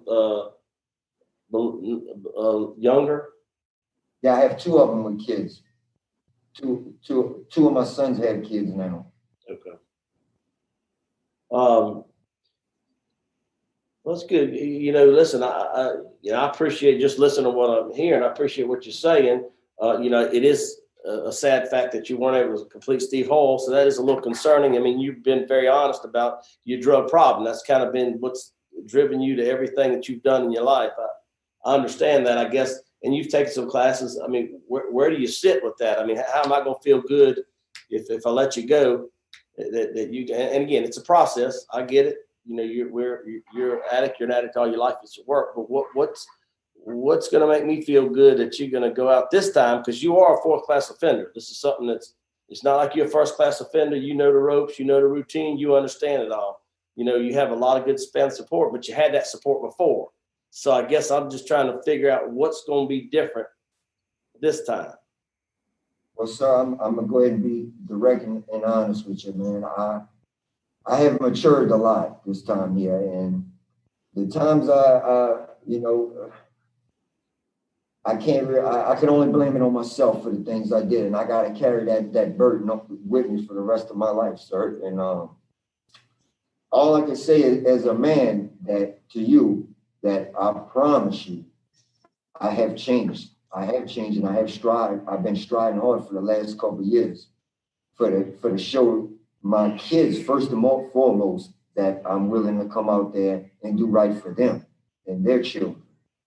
Now, I know I could sit here and tell you what I'm, but from the bottom of my heart, sir, I changed for my daughter. I changed for my daughter. You know, people say they say in substance treatment, you have to change for yourself first. But first, I changed for my daughter, sir. My daughter needs me more than anything right now in the world. And all, you know, as a man, all I can tell you is if you give me a chance, I promise you, I will not let you down. And I will not let my kids down. I will not let none of my family down, my aunts down, my uncles down, my sister down. I won't let myself down. I will not. I mean, you know, I mean, yeah, because those same stresses are going to be out there. You're going to run against it. You're going to have money issues. You're going to have family issues. You're going to have, I mean, and we tend to trigger back to the things that we've done in the past. So, I mean, they're going to be out there. All those guys you were dealing with, they're going to be calling you. I mean, where are you going? Are you going back to the same area you got in trouble? Are you going to a different area? Where were you before when you got in all that trouble, and where are you going to be going? Steve Hall, substance abuse treatment, told me that the first thing you have to do is change people, place, and things. So I know one thing, so I can't go back to Slidell, Louisiana, because like everybody I know there is in drug addict. That's right. I'm gonna be staying with my aunt when I first get out in Hammond, Louisiana, and my uncle lives in West Wego. Now I don't plan on staying with my aunt too long because I'm a grown man. I need my own place. I don't need to live off of nobody. I got kids of my own that I gotta take. That's right. So first and foremost, I have to get my own place to live. But as I'm gonna start out at my aunt's house and maybe my uncle's. I don't know because I'm gonna be working with my uncle in West Wego. I got a cousin that wants me to go to work with him in Kentwood, Louisiana, and I got an aunt that's willing to help me get my license. She's got a vehicle that she said that I could fix and use for the Doing what in Kentwood? Yes, sir. Doing what in Kentwood? Just curious. Building swimming pools. Above ground. There you are, Mr. Kelsey. For who? My cousin David Abear works for a company out there, and he said he had a job for me. Like, you know, I got several different. I've been working all my life, sir. You know, that's one thing I do. I work. I love to work. You know, I ain't never had with working. That's never been my problem. It's the substance abuse been my problem. Right, and that's something that you're gonna have to resolve and try to take care of, because I mean, I know West Wego's right around the corner from Slidell. Hammond's not too far from Slidell. I mean, I know the area from the area, so I know the area very well. But you know, I just again, and look, you sound good. Things that are trending in the right direction for you. I guess the fourth offender and the fact that you weren't able to complete that Steve Holes is a little concerning to me. But man, he sound like he don't want to let him go. Mr. Kelsey sound like he don't want to let him go. I'm gonna continue to listen, and we'll see what we can do there. Would Miss McSweeney like to make a statement? Yes, sir. Okay, go ahead. I am JoJo's aunt, his mother's sister. He does have a place to stay with me till he gets his feet on the ground. I will not tolerate any drug abuse and any company or anything like that. He can work with my brother in Harvey, which is a distance from Hammond. So we thought he could sleep at my brother's house during the weekend, maybe come to my house on the weekend. Kentwood's not that far from Hammond. They would be installing pools. I have a car for JoJo. It's an 08 Chevy Cobalt. There's nothing wrong with it other than it's old. He needs to change the fluids and all that. It's been sitting there. But until he does do that, I have my own vehicle, which I can bring him to any meetings or anything he needs to go to. All right, great, thank you. I know he doesn't have much in the line of clothes, but we've been hoping and praying for this day, so we've been collecting stuff, All right, thank you so much. Thank you, Ms. McSweeney. All right. Mr. Bellis, would you like to make a statement on your behalf? Yes, sir. My statement is that, I'm at the mercy of y'all right now, man. I just pray. I've been praying for this day right here, and I prayed this morning, and I just hope I'm given a chance to enter society one last time to show y'all that I am ready for this. And if y'all give me a chance, I would not let you and Miss Wise and the other staff member down. And I would not let my family down neither, sir. My daughter needs me more than anything right now. All right. And I would not let myself down neither, sir. You give me the opportunity, and I promise you'll never see me again. All right, thank you. Is there a motion for executive session? I make a motion that we Shit. do an executive session to discuss confidential matters related to this case. Uh-oh. I'll second it. All right, roll call, please. Shit. Mr. Kelsey, Yes. Mr. Jones, Yes. And so they about to go to executive decision. We get to when they coming back.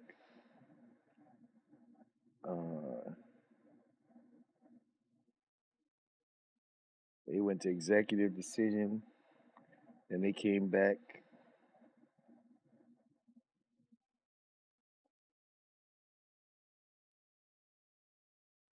All right, so they went to executive decision. They had to have a meeting before they decided what they was going to do. I don't know what they talked about. They spent about 10 minutes in there. I don't know what they talked about, but they're back.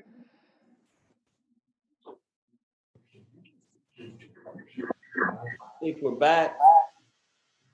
Everybody's back. We're trying to figure you out, Mr. Bellis. Trying to figure him out. Trying to figure you out. Trying to figure you out. Best we can to figure you out. Is the panel prepared to vote? Yes. All right. Is the chat prepared to vote? I'm about to put the poll in the chat, and we're gonna start that timer, ladies and gentlemen. 2 minutes. What do I think? I think they might let him go, mainly because he had a 10-year sentence and he did 8 years already, and he only got 2 years left. I think they might let him go. But if they don't want to let him go, they'll be like, you only got 2 years left. You might as well just finish it. They might do that. They might say, you know what, you could just finish your 2 years and finish the Steve Hall program, because that's one thing. They be wanting you to finish them programs. And the fact that he wasn't able to complete the Steve Hall program, I think they might be like, well, is your arm better now? You think you complete it now? Well, go complete it, man. Go complete that Steve Hall program, and by that time, you'll be out.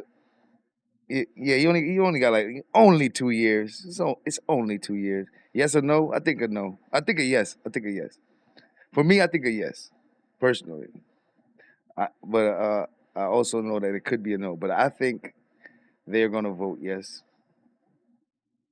That's what I think, in my opinion. So we got 30 seconds left. If you ain't vote yet, get your vote in. We're gonna see how this go. Will the judges grant parole in this case? What you think? Lord of mercy. At 10 seconds left. It's going down. Get your votes in. All right.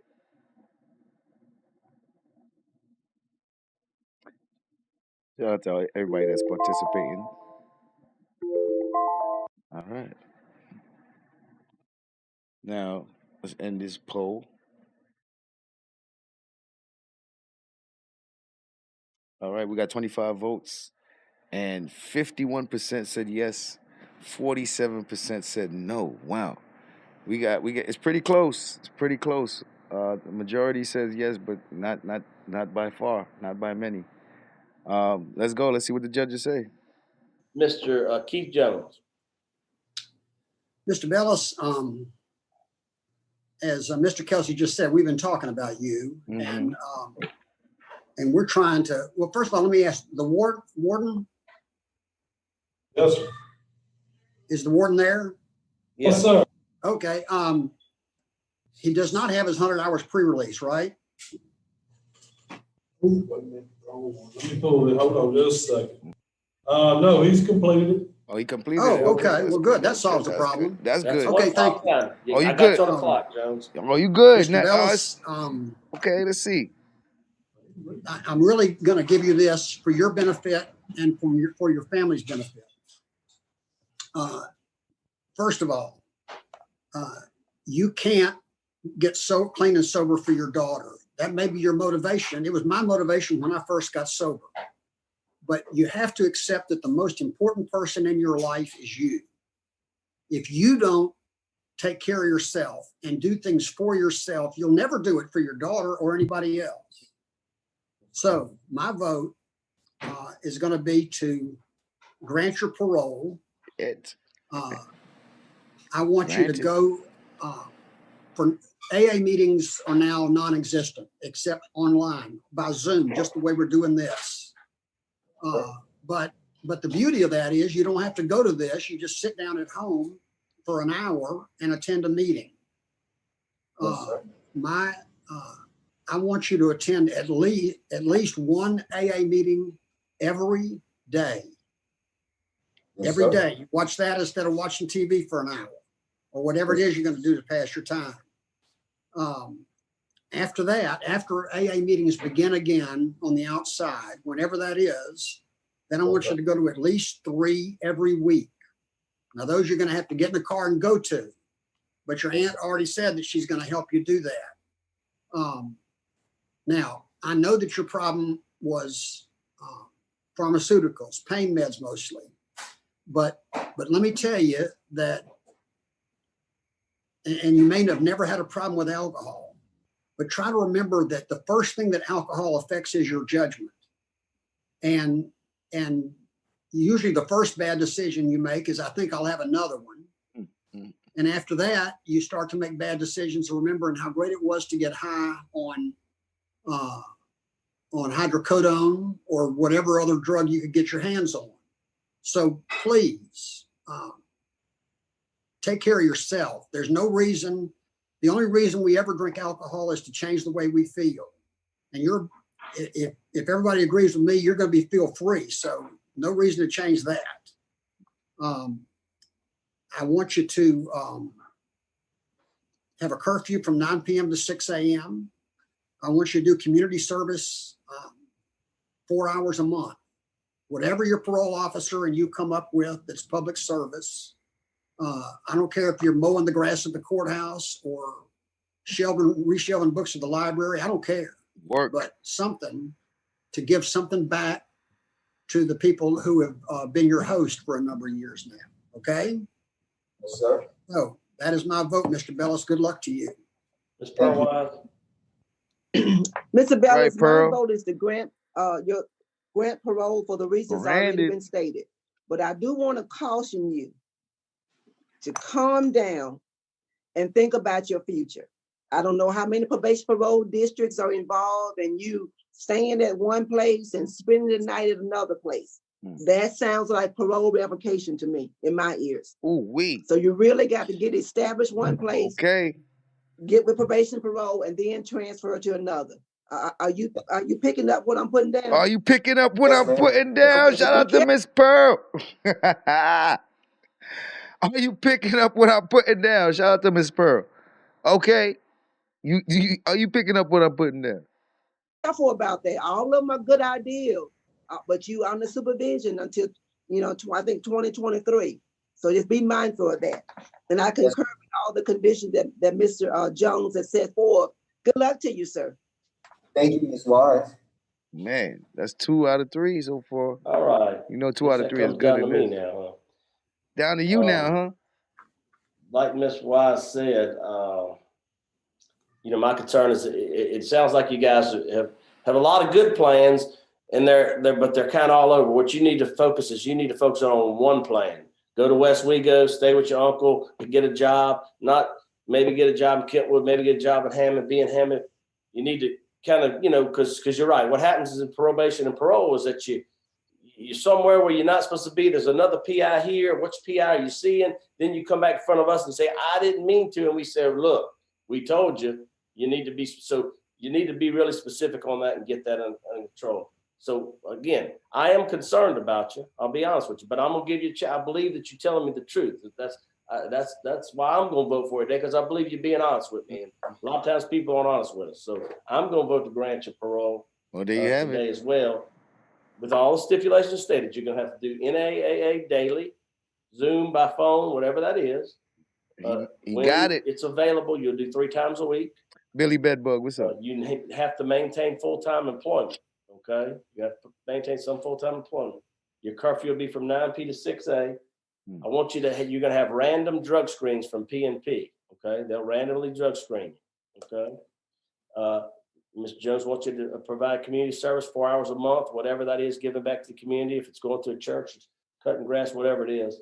And I put on there, I want you to have one residence plan, one specific residence plan, and get that under control. Because again, spending the night it all sounds good, and we appreciate your family being, obviously you have good family support.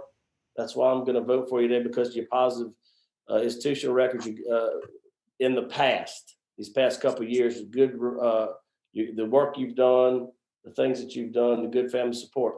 But again, just get that under control as far as your residence plan. So you understand stipulations? Yes, sir.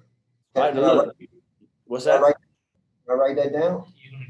You'll get a copy of it. Yeah, Write it down. No, don't worry. You'll get a copy of it. You got to Now, sign look, something. Down, Mr. Bellis. Yes, right. Don't let me down. You said I wasn't going to see you again, so I expect not to see you unless it's on the street somewhere. Miss Pearl always just out smiling. eating supper or something. Okay? Miss Pearl So always smiling. Pearl's been granted. Good luck to you. God bless y'all. Okay, thank you. Hey, shout out to him, man. Shout out to him. Listen, he got off. Well, not got off, but he got granted. He got granted. We got another case. Hope you guys enjoying the content. We rocking out. We rocking out. Shout out to the chat. Make sure you guys check out the We the Wabbit store. Get some Wabbit merch. We got all kind of merch and stuff. We got Wabbit stuff. And thank you for all the participation. I appreciate it.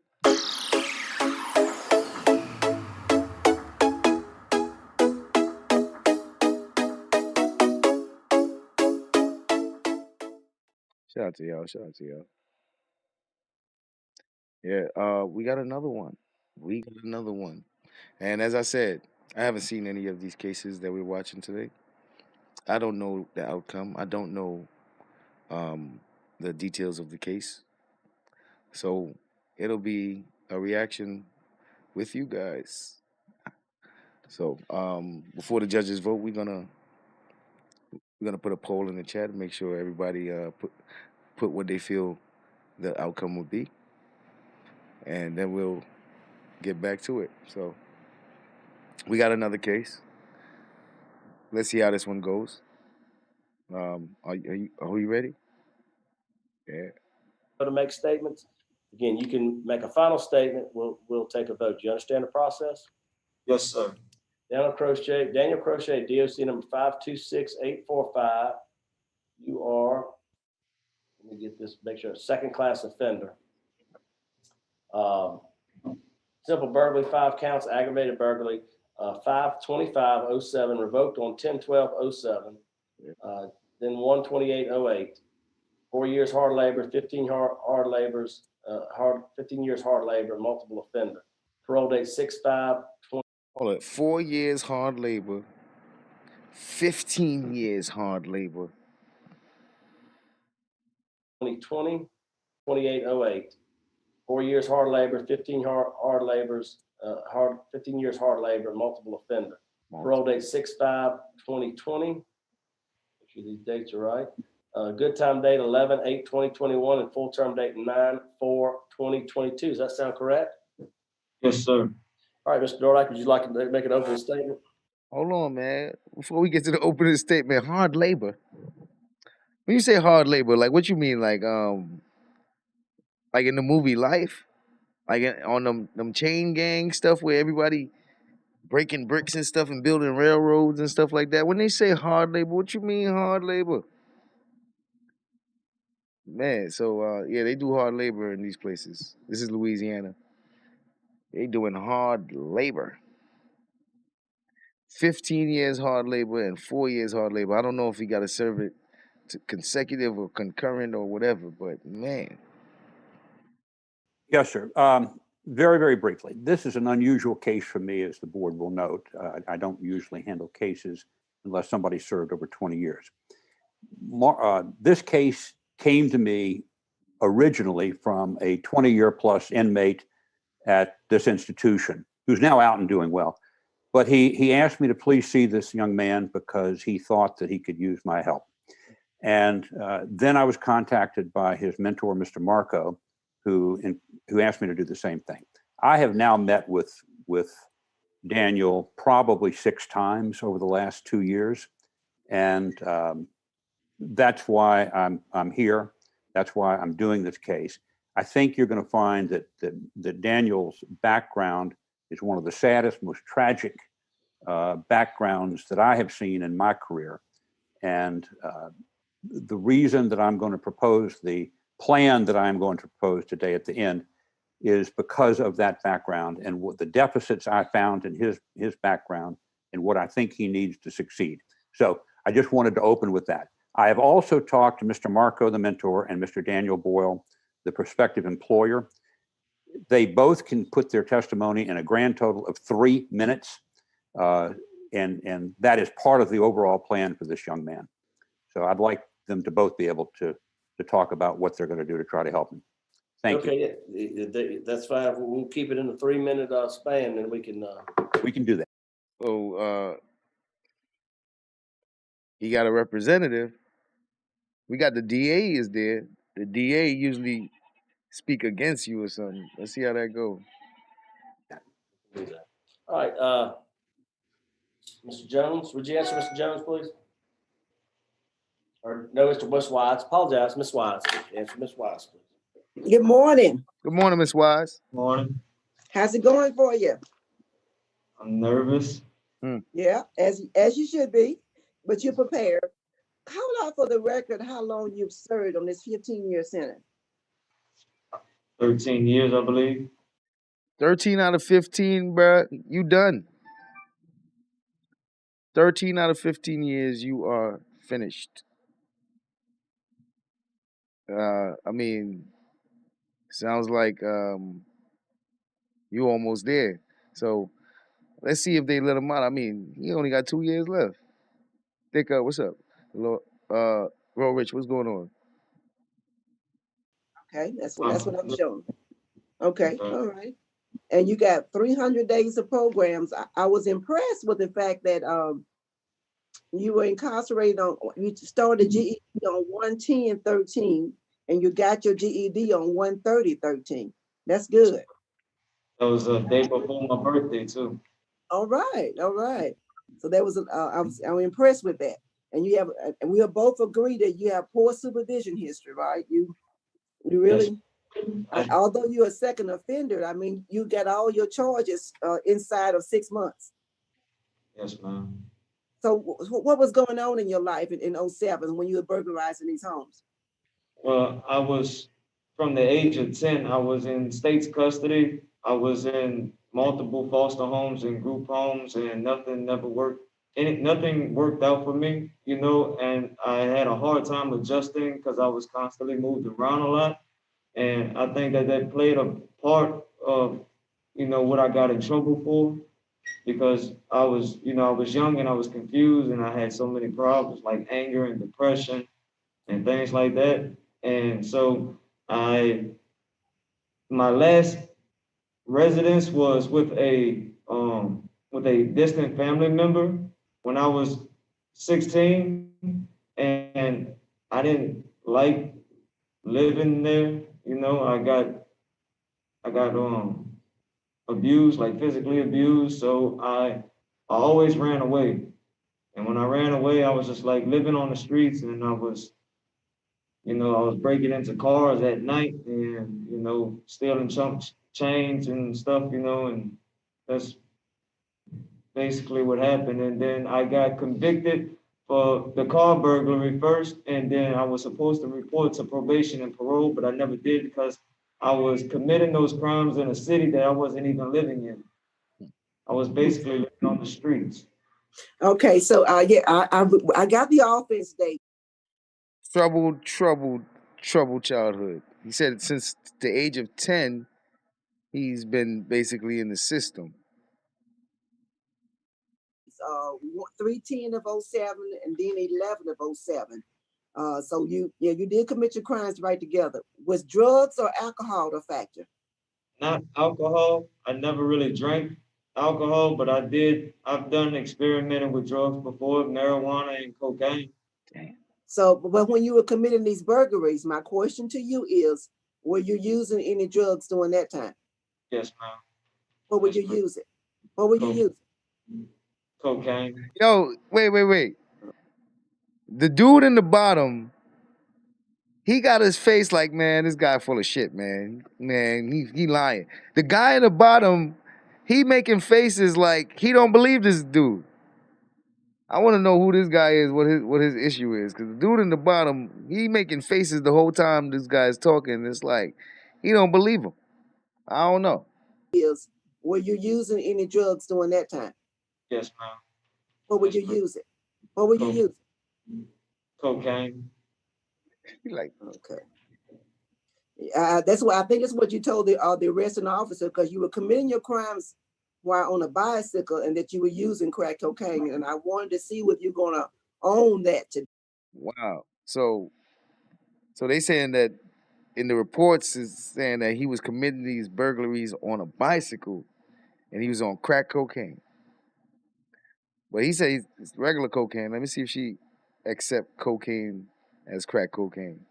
Yes, ma'am. The arresting officer, because you were committing your crimes while on a bicycle and that you were using crack cocaine. And I wanted to see if you're gonna own that today. Yes, ma'am. And that is your past, but we need to own it.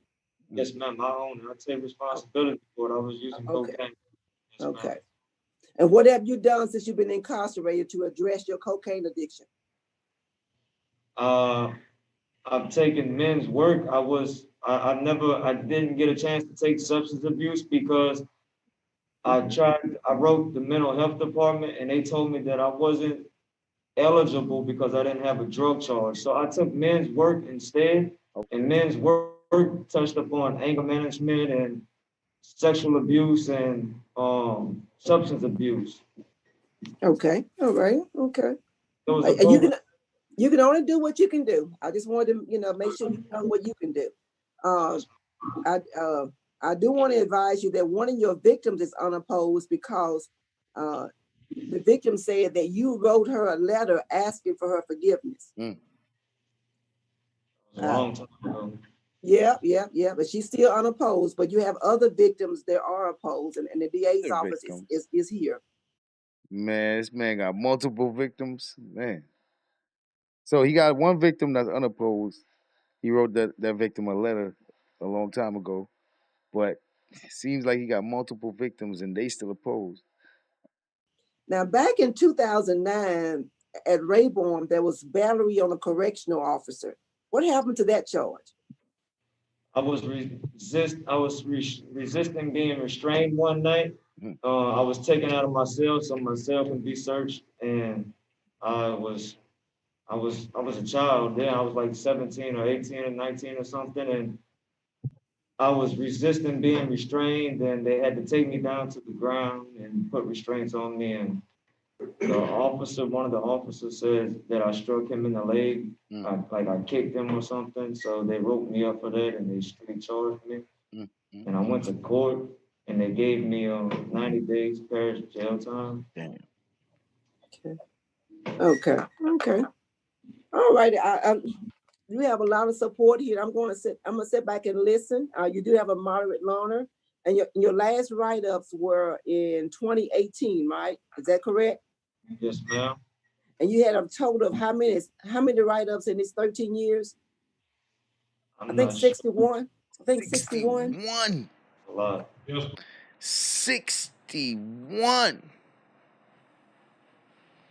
61. It's a 6 and then a 1. well, Yes. Yeah, 61. All right. That's all I had.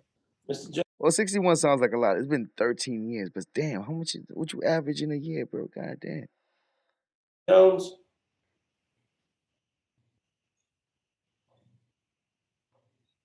we lost here. Good morning. Can you tell us about that last write-up in 2018, a 30C? Yes, sir. I made a mistake and I was associating with the wrong the wrong people, and I wanted to buy something to I wanted to buy some drugs that was on the compound at that time. It was synthetic marijuana. Mm-hmm. I was kind of going through I was kind of going through some things. I was like, I Look was at the dude at the struggling bottom. with, some mental issues and stuff like that. So I got on the phone and I had my mentor to try to send somebody some money on the streets to pay for it. But I mean, unknowing to him, he didn't know what I was doing. And I got caught and I got sentenced. I got found guilty at court. I got caught. I told the truth that, that I was doing it. And I went to DB court and I got sentenced to 90. I got sentenced to a cell block and I did 90 days in the cell block for that charge. And then when I got out, I started doing better. Man, the dude in the bottom, like, man, he full of it. Man, he lying. Like the dude in the bottom, he's he's over there making all kind of faces and doing the most. Bruh, you guilty every time. Every time. It's not even like he wasn't guilty of those situations. He was guilty. Uh he owning up to it, but the dude in the bottom seemed like he got more details about those things he talking about, and he like, I'm not buying it. Well, Mr. Crochet, that of course is a concern. You know, even if you're released on parole, every day can't be Mardi Gras. It's not every day. Days bring problems, and I understand that things were not going well for you at that time, and you were depressed or sad or mad or something. But you're going to be all those things for the rest of your life, no matter where you are, locked up or free. So give me some confidence that you're not going to go that way if you're released on parole. That I won't get out and commit the same things that I've done before. I want some help.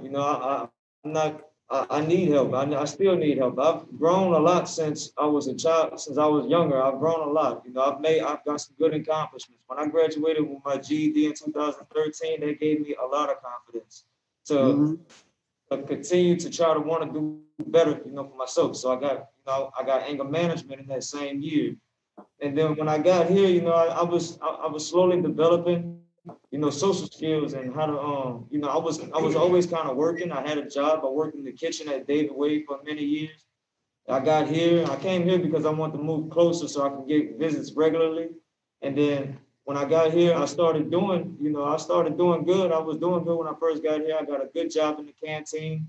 I worked in the canteen, and then I was moved to a trustee honor dome, and around that point I was just starting. Once I had been here for quite a few months, I started associating with guys that I shouldn't have been associating with, and that's what caused me to get in trouble in 2018. But when I got out of the cell block in 2018, I got into a program called Men's Work. They put me in pre-release, and I signed up for boat tech. I want to be a welder.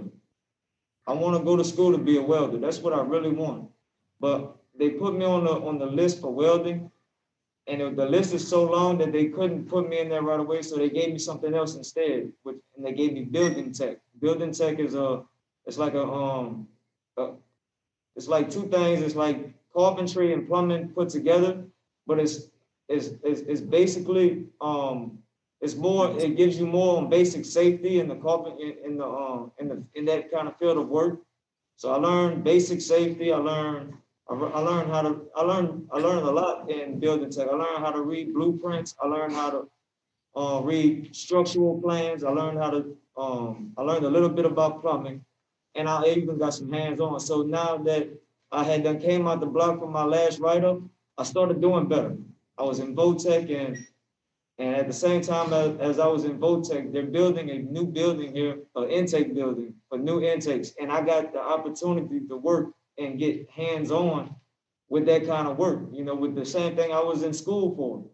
But I also wanted to I want to do welding because I like to weld. I know how to weld a little bit because I was welding before I came to prison when I was in high school. When I was in high school on the street before I got locked up, I was taking GED half the day and I was taking welding the other half of the day. But it only lasted for so long until I got locked up. So, that's something that I want to do when I get out. I want to get out and I want to go to school. I want to further my education. And now I'm in maintenance. I work for maintenance now, and I'm in the welding department in maintenance. So I'm learning and I'm staying up, All right. Warden, what can you tell us about Mr. Crochet? Well, what he's told you so far is correct with everything in regards to his last write-up. In regards to his programs, he is on the backlog for the welding class currently. He does seem to have grown up. He's been here, I think, about 3 years now. He is. Yeah, almost 3 years. We'll be in October. He has come a long way, even though he did get the write-up in 18. Seems to be on the right path. All right. Thank you, Warden. That's all the questions I have, Mr. Chairman. All right. Mr. Crochet, so how long have you been down for? 13 years, sir. And so, it is a little concerning to me that we're, you're going through it's stress. We have stress inside, we have stress outside. But, in 18, you're still getting those disciplinaries. In 18, it's still a drug case. You just a drug problem because you said that's what you were looking for. I know that you're, how can I feel comfortable if you're on the inside and you get stressed out because you're going through some bad times and that's where you turn to, right? How do I feel comfortable with you not going to turn to that on the outside? And you've had, and you're telling us you need help. We appreciate that. And you do, you definitely do. I'm just trying to figure out, I'd like to see in some type of long-term substance abuse. I did see, and again, I'll speak to your supporters there in a minute. I did see, I guess one of your jobs was I think for Mr. Boyle at a bar in a hamburger joint and bar. I mean, I don't know if being around a bar is probably the best idea for you to get out and work. That's just, it's just what I'm just looking at. We'll listen to you. We'll let them speak and they can maybe speak to that as well. But just those are some things that are concerning. Like I said, not a bar. Yeah, you got no long-term treatment and the fact that you had that DB. So what can you say about that? Because you're gonna be stressed on the outside. You're gonna get out. We're gonna have good support, but we're all stressed. We gotta go through things all the time, and it's gonna be difficult. Yes, sir. I understand, and I want to point out that since that time, since 2018, I've been doing better.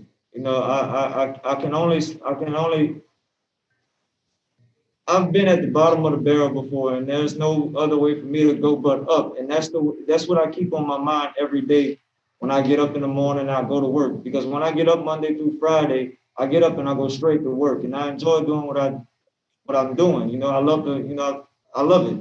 I have a work ethic inside of me.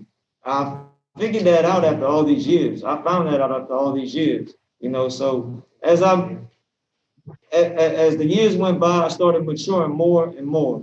And today I stand before you as mature as I probably can be at this point. And I am ready to go out there and I'm ready to take on a challenge and I'm ready to do anything I have to do to begin a new life, to start over from, you know, from where I've come from the past. I'm ready to start over and I'm ready to do whatever I have to do to stay out of trouble and clean, sober, whatever, you know? So, I mean, if I have to do whatever, if I have to do anything, I'm willing to do that. And your again your plans to live and to work. I plan on going to school also, sir. You Right, know, but you want to go to school. You told me that, Joanne, so that's good. But you know, you're gonna have to get out and work and do the things you need to do to. yes, You go. Do you? I didn't hear. Did you have any children? no, sir. No children. I don't Okay, know. well, I'll sit back and listen. Let's see if Man. Mr. Marco, if you'd like to make a statement. I think you have Mr. John there as well. We got about a 3-minute slot. If y'all like to take about a minute and a half each, go ahead and make a statement. Man, Mr. Marco, that's the dude at the bottom. He looked like he been waiting to talk. Let's see what Mr. Marco got to say. Mr. Marco seemed like he got a lot to say. Good morning. Morning. My name is Marco Meneghini. I have been a longtime resident of New Orleans. I'm a language professor, and I have taught languages in New Orleans public schools and at Tulane University and at Delgado Community College, among other schools. I met Daniel while visiting a friend. I felt very sorry for him because he basically had been abandoned. He was removed from his mother's home, as we know, when he was 9, and his mother never even tried to get in touch with him or visit him. So he had nobody and nothing. So I continued to visit him, and I've been like a mentor to him all this time. I'm willing to have him come live with me. I have a room for him. I will get him through driver's ed. And I've located a possibility for a job for him. I am completely flabbergasted. I thought he had some bad things to say. Man, am I a bad read of expressions, because I thought he had some bunch of negative things to say. This man wants him to come live with him and stuff. Okay. And I will get him into welding school. Thank you very much. Thank you. All right. Thank you, next. Mr. Marco. Thank you, sir. Man. Pardon me. Sorry. Can y'all hear me and see me? Yes. Yes. My name is Daniel Boyle, for the record. Sorry about the mask and everything. No, it's good. So, some of y'all might be right. I mean, Daniel, I think it might be obvious. All right. All right, Daniel. Pardon me. Sorry. Can y'all hear me and see me? Yes. Yes. My name is Daniel Boyle, for the record. Sorry about the mask and everything. No, it's good. I'm just here. I could easily have been Daniel. I come from broken home, was homeless at a young age, and I almost went down a road of trouble. However, I was given an opportunity that uplifted me through work, through education, received my GED, and avoided incarceration and substance abuse long term. I am an award-winning chef at this point. I consult with restaurants. I'm executive chef at a burger joint. I've been redoing the menu because they are going more upscale. but I like to work with at-risk youth. I like to work with individuals who are not given the same opportunity as I have. Let's see. Sorry, I'm not. This is new to me. I want to strive to provide the same opportunities that were given me. With Daniel, having spoken with him, he does have passion and drive, much like I found through the culinary arts. I can offer him work at a number of locations, different venues. If something like a Decatur Street burger with bar is not acceptable, I have a friend who has an award-winning restaurant, which is very community-focused. They have helped numerous kids through school. It's called Carmo, C-A-R-M-O, and that is Chef Dana Hahn. And there's a number of other venues where we could find him gainful employment. I am also willing to help in any way I can through encouragement, trying to be a stable resource, and attend meetings with him if necessary for substance abuse. If that's going to be one of the tools that helps give him the stability he needs. All right. Thank you for your time. Thank you, sir. Interesting. All right, we'll hear from Mr. Randy Meyer now. All right. Randy Meyer's the DA, so he most likely in opposition. So let's hear if he got something negative to say. Good morning, Randy Meyer, Assistant DA Jefferson Harris. I have some concerns with Mr. Crochet. One is the substance abuse, with trying to get the mojo back in 2018. That's concerning, and I'd like to see him have some substance abuse. One of the reasons I was participating with this today is I'm sorry, but here comes Mr. Marco again making these faces, man. Mr. Marco with these faces. Back in 2018, that's concerning, and I'd like to see him have some substance abuse. One of the reasons I was participating with this today is I don't know what the chance is of him getting into it. Maybe the warden can answer this. I know he's in backlog for that welding position, welding school. I thought some type of job training would be very important for Mr. Crochet to keep him out of jail when he does get out.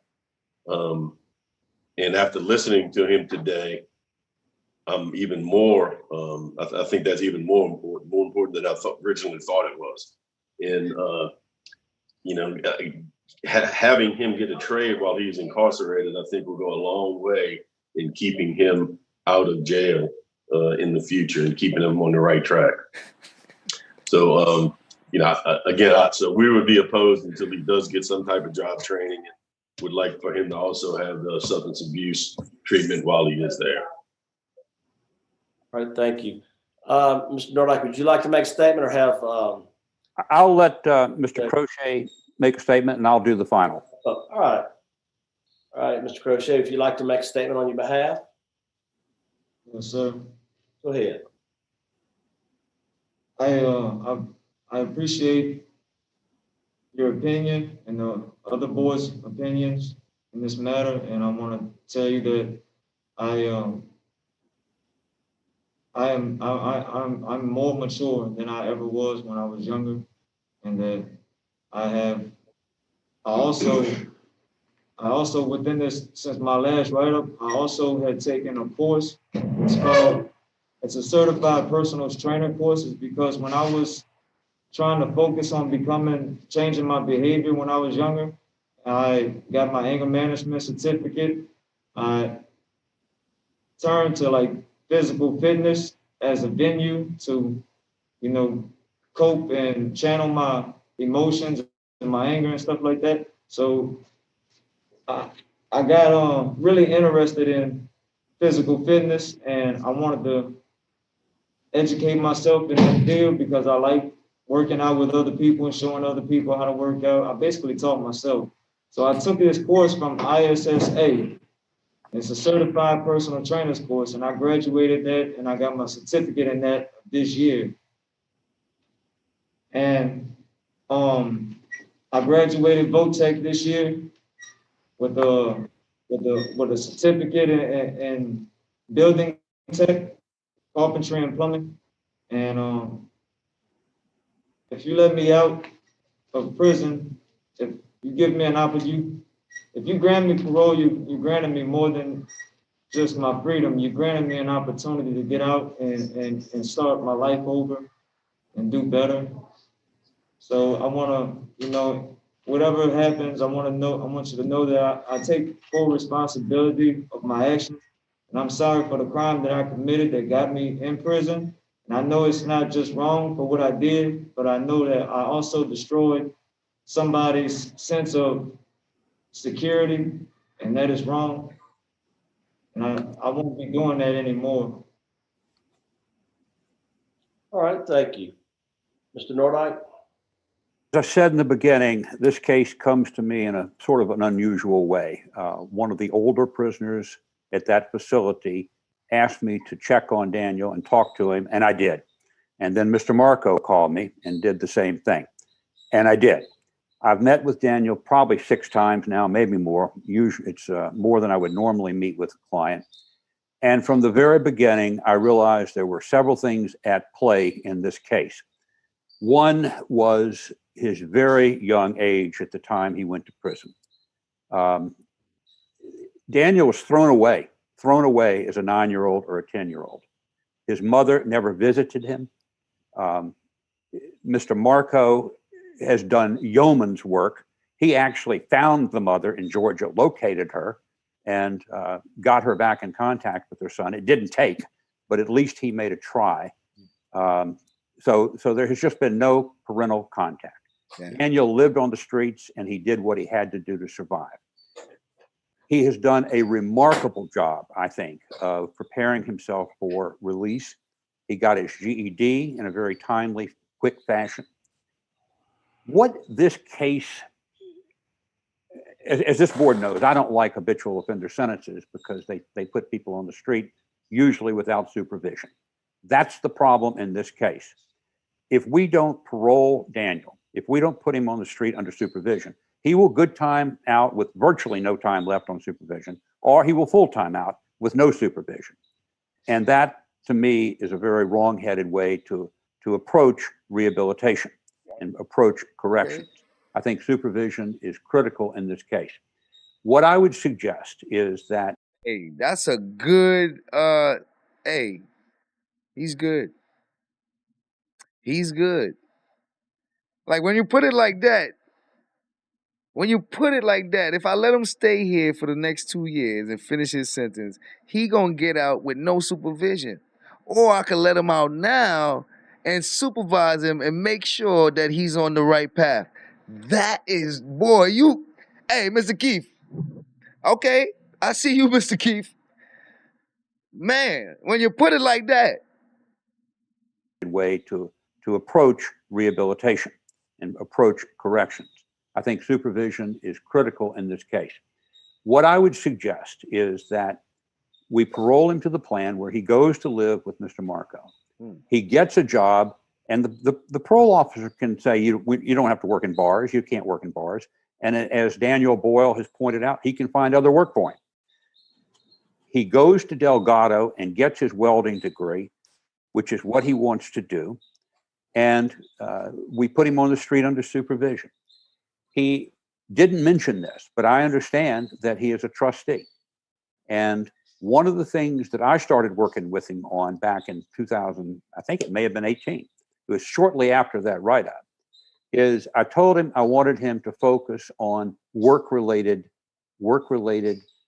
behaviors in the prison, because he comes to you having never worked really in a job. He's been on the street since he was 10 or 11 years old. So I thought it was important that he work within the prison environment, and he's done that. He's been in the maintenance crew, and as I understand it, he's now a trustee. So he's done the 100-hour pre-release. He's done men's work.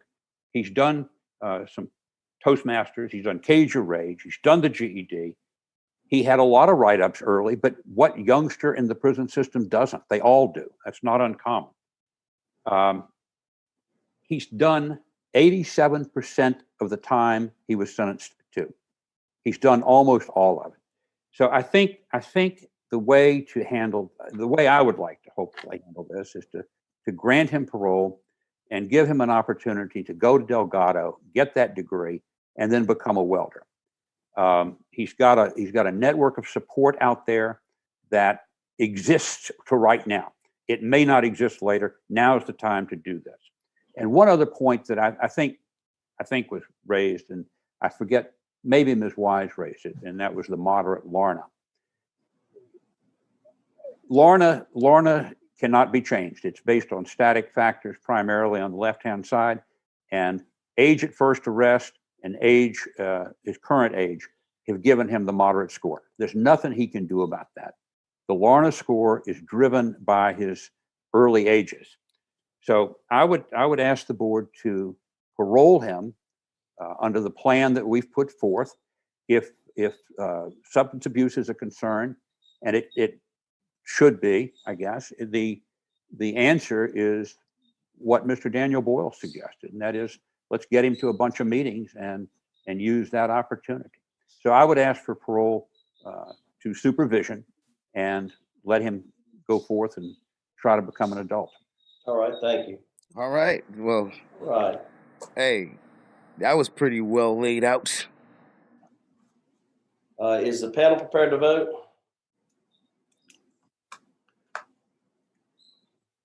Panel? Yes, I'm prepared. Okay, all right. Ms. Wise?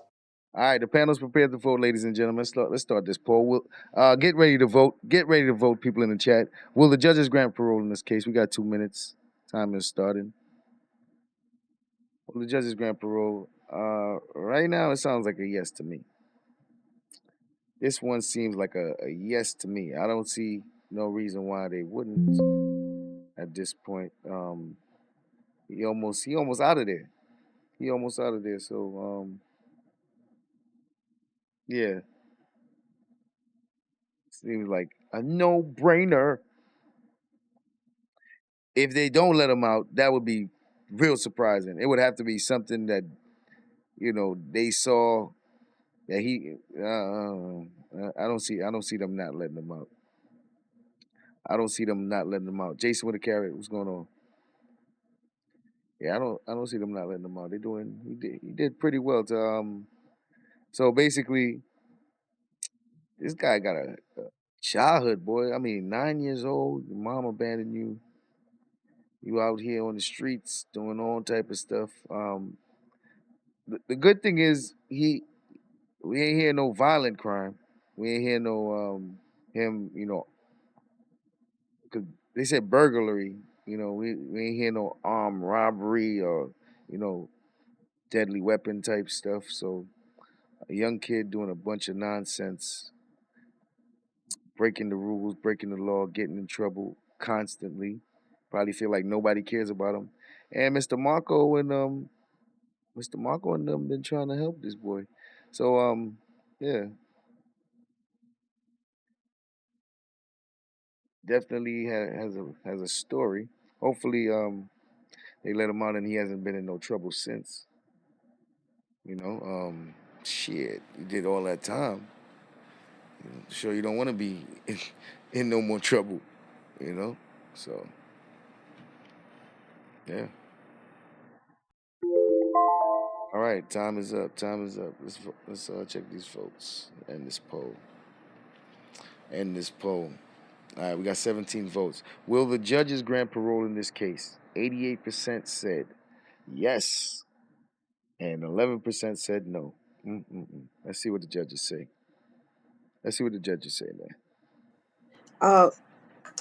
Daniel, you like you have said before, it is an interesting case, and you've served a significant amount of time on your sentence, and overall, you've demonstrated improvements. My vote is to grant your parole. There you go. Under the plan that was outlined. However, I do want you to do some community service, at least 4 hours a month of community service. I think there is a need for substance abuse evaluation and treatment. For sure. So you can see where you are in that. But I do believe that you are at a point to where if you don't do it this time, it's nobody's fault but your own. And I think you recognize that. And I think your mentor understands too. He's been tricked before. I think he's going to be a little sharper now, about when you ask him to do something, and use his common sense in guiding you. Because your supervision would end in 2022. And I do think you need the supervision of a parole officer in the community. Because one thing about New Orleans PNP, they will scoop you up real quick if you're messing up. I just want you to know that. And I would like to see random drug screen, community service and random drug screens by PNP, and you report weekly the first 4 weeks after you get out. Good luck to you, sir, but that is my vote. I'm taking a chance on you. You taking a chance on you. What else? Who Mr. else? Who Jones. next? Mr. Jones, what's up?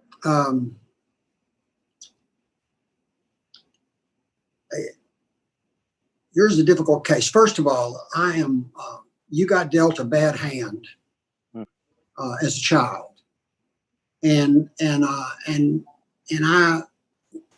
we can't parole you because of that. We can certainly consider it when we decide whether we are going to parole you. And you have some issues such that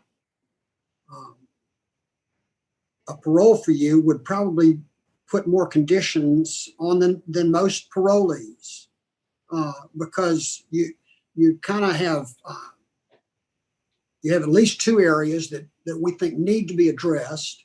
One is your job skills, and the other is your substance abuse history. I don't know. So I agree with Mrs. Wise, and I agree with her conditions, but I also want you to go. First of all, AANA, you're familiar with. You've had it there. You about to get out. We don't call them classes out here. We call them meetings. And right now they're not happening because of COVID-19. But you can. It's easier actually to attend meetings now than ever, because you can do it on Zoom, just like we're doing this. And so, so I want you to attend at least 5 AA or NA meetings every week by Zoom. No life for you. Once you can go out there, and it would be better when you actually with people. Oh, by Zoom ain't that. When you do that, I want you to go to at least 3 every week. You're going to make friends there who are clean and sober. You'll get a sponsor. You obviously have made great friends, but a man never had too many friends. And having clean and sober friends for you are, I would suggest, the most important. So, and best of all about the program of AA is that you get to try to live your life according to the 12 steps, which is a good roadmap for living a quality, honest life. So, in addition to the conditions that Mrs. Wise set forth, 5 AANA meetings via Zoom, thereafter 3 per week. Good luck to you. Listen, it sounds like a lot. It's not so bad with the Zoom, but man, it sounds like a lot.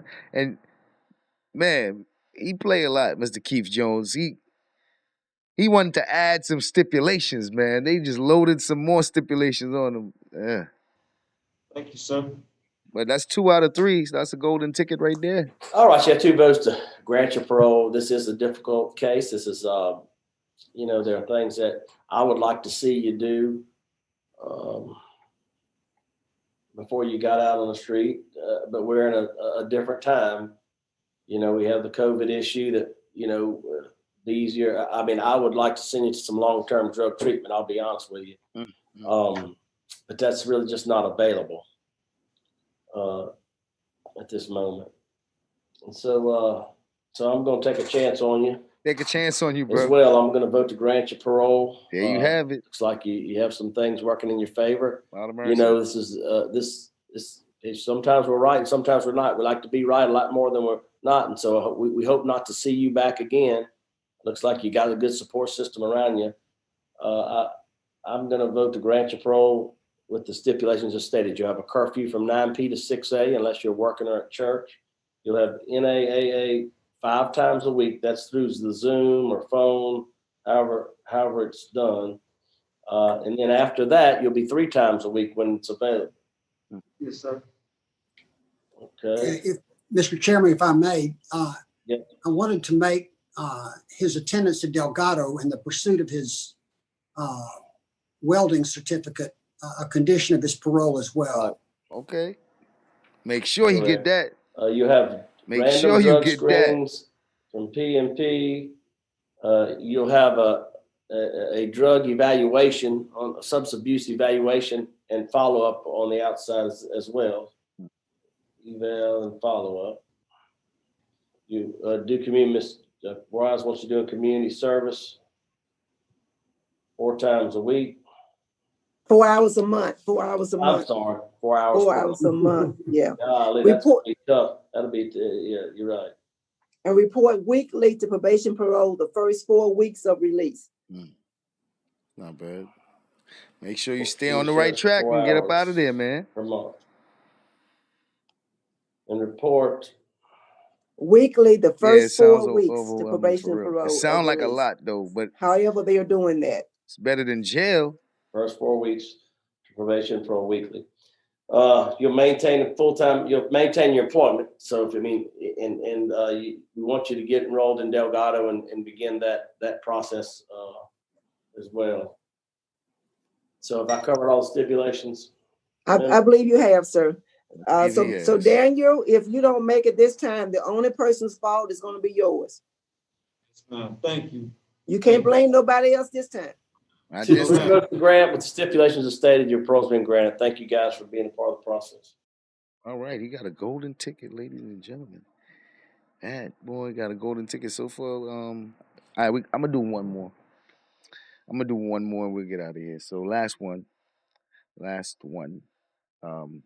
Thank you guys for all the participation. We're gonna do one more. See how that goes.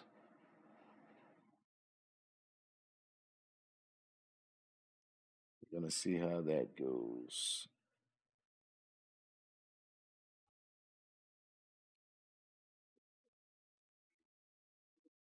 Make sure you guys check out the We the Web store.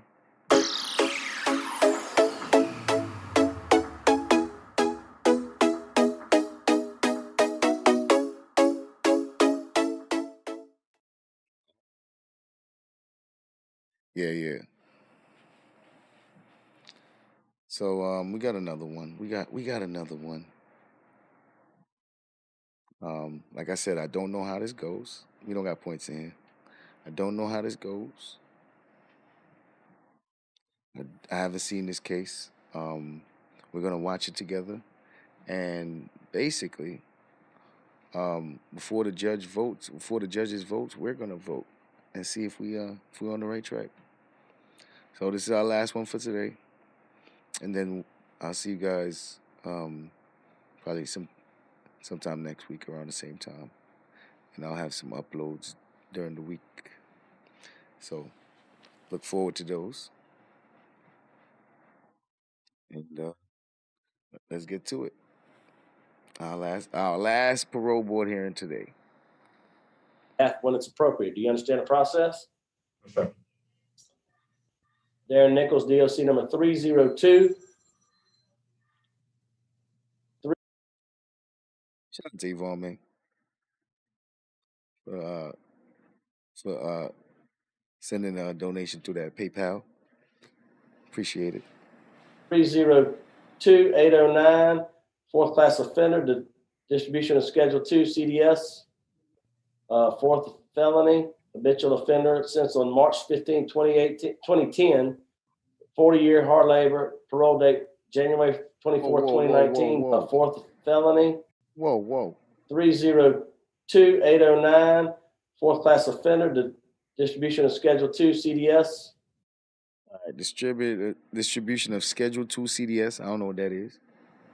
4th felony, habitual offender since on March 15, 2010, 40-year hard labor, parole date January 24th, 2019. Good time date, January 29th, 2048, and full term date, January 24th, 2049. That's 2048, 2049. 40 years hard labor. CDS got to be bad. And he's a fourth-time habitual offender. Man, I don't know how this gonna go. Let's see. Man. sound correct? Sir. Would you answer Ms. Pearl Wise, please? Good morning. One. Sir, call out for the record how long you have served on this 40-year sentence. Decade. So he's done 10 years out of the 40. I don't know, bruh. I don't know, man. The way they be dealing with this, 10 years out of the 40 might not be enough, man. That's only like 1/3 or less than 1/3. Yeah. Oh, controlled dangerous substance. Damn, 40 years. God damn. Man. So, yeah, it don't sound good already. It already don't sound good. Just the fact that he ain't did at least half his time. I don't know. Yeah. No, sir, I did not. I did not. 10 years. 10 years. Okay, you served 10 years on this 40-year sentence. Okay, that's what my records show. And as Mr. Kelsey has indicated, you are a fourth felony offender. When I was looking at your criminal history, something that struck out to me that I'm going to ask you about. Okay. I usually don't ask. From 2005 to 2009, you stayed out of trouble. That's right. You finished your sentence in 2005 until you got this 2009. So what was life like for you from 2005 to 2009? 2005, 2009. Mm-hmm. I was still having drug problems. Okay. I was still having drug problems. But then I started getting on track. My brother started getting a job with him. I started working and doing things, and I started back. And I got back off track again, doing drugs, and that's when I got caught on this charge. And when I got caught on this charge, it wasn't that I was a drug dealer. It was just a drug user, just trying to get me some more drugs. That's all. Okay. That's what. Okay. Do you remember what happened when you got off track? Can you remember now? You had time to reflect on that this last 2 years. Can you say real quickly what happened? What happened was that I just got unfocused. I didn't continue my job, working my job, things like that, and start slacking. Okay, so you're aware now where you went wrong. Yes, ma'am. 40 years though? And I was looking at your criminal history. There was a lot of domestic violence, crimes against the person, but they were against your sister. What was that all about? You were let me state this. And every time you would get upset, you would always threaten. You would threaten people. You got a public intimidation, and you would always threaten people. So what's that all about? That was a use of alcohol. Listen. That was a use of alcohol. That was a use of alcohol. Okay. That's right. And I think it was in 1998 you got your first public drunk. So you've been doing this thing a long time. Yes, ma'am. You're a long time. You said a long time. A long time. You've been doing this for a long time. Okay, now so up to this current sentence, you got 435 days of programs. And call out for the record 3 of the programs that meant the most to you. 3 of the programs that meant the most to me was Malachi Dares, program I had got in Malachi Dares, and the program here dealing with the rehabilitation, the 100 hours program. Okay, 100 hours pre-release, yeah. Yeah, that really helped me in my rehabilitation. That really did. All right, the record showed you had 10 years of education. So tell us where you are now in your education. Ma'am. What do you have now as to your education? What do you have now? Right now, I have a lot of classes up under my belt. I got a lot of classes up under my belt. My dictionary records been good. I have not been in no trouble since I've been here. And I've been doing things. I've been doing a lot of ministry. That's why I got on the ministry team, and that's where I've been at since I've been here, ministering to the young men here, ministering to the community, and doing things in the community. Yeah, I saw where you were a deacon at one stage, and then now you're a minister. Yes, ma'am. I definitely commend you for that effort, because there's a lot of work to be done now that your eyes are open. You realize that, don't you? Yes, ma'am. Yes, ma'am. Sunrise 71, how you doing? And so you were removed from the GED program in 2017 due to lack of progress. So where are you on that? Removed from the GED program due to lack of progress. Yeah, I think that says a lot. Well, I was in my beginning of my stage in my early years. I was in special ed at my school, and so when I got in this class school this time here, I just couldn't keep up because they was going too fast.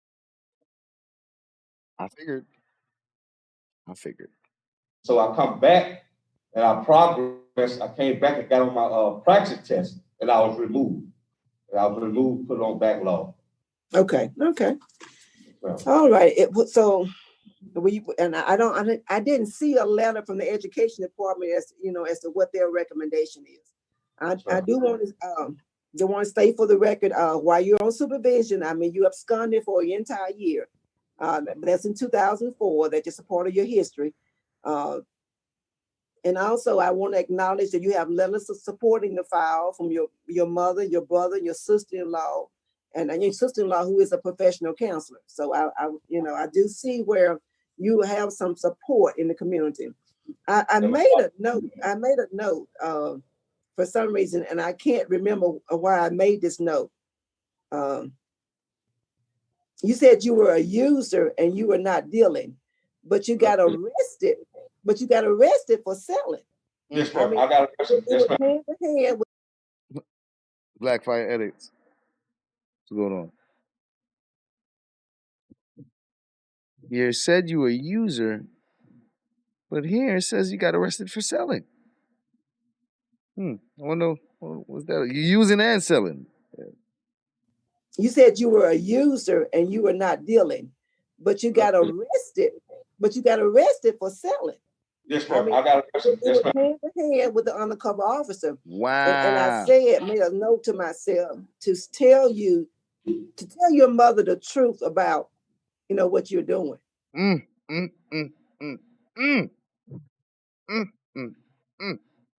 How about that? She like, bruh, stop lying. And you need to tell your mother the truth. You're a drug dealer, sir.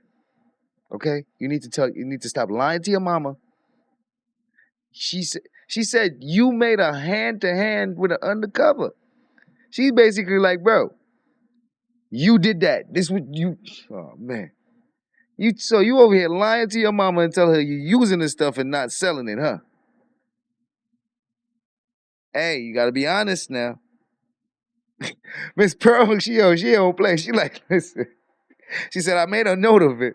Yeah, with the undercover officer, and you were not dealing, but you got arrested.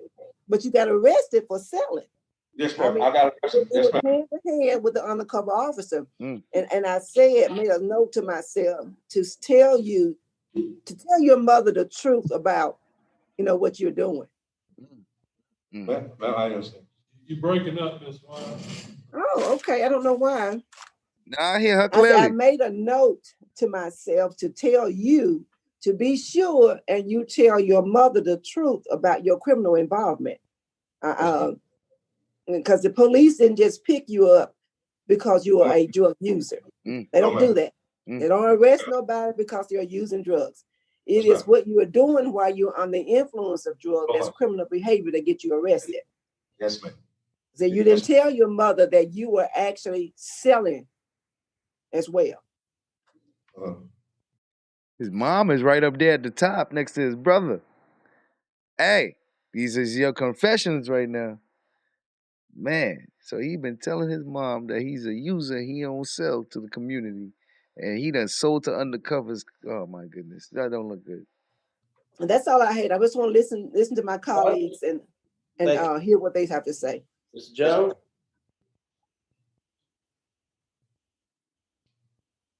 Thank you, Mr. Chairman. Morning, Mr. Nichols. You have all the trouble in your life has been caused by your use of drugs and or alcohol. Is that right? Yes, sir. Yes, sir. Tell me what your plan is to live a clean and sober life if you're released on parole. My plans is to continue these programs on the outside. What program? Programs that you apply for me, any classes that I may have to go to. You know what I'm saying? Any class I might have to go to when I get out on parole. Continue them classes to be more into them classes and go to work and take care of my mother and my wife. Well, you have any idea what those classes might be that you think we should have you go to? Yeah, drug classes, drug rehab classes that, you know what I'm saying, that I can have something that continue to help me as I'm on the outside, where I have to looking forward to doing that and staying out of trouble and staying off alcohol and staying off drugs, because I don't have the desire for that no more.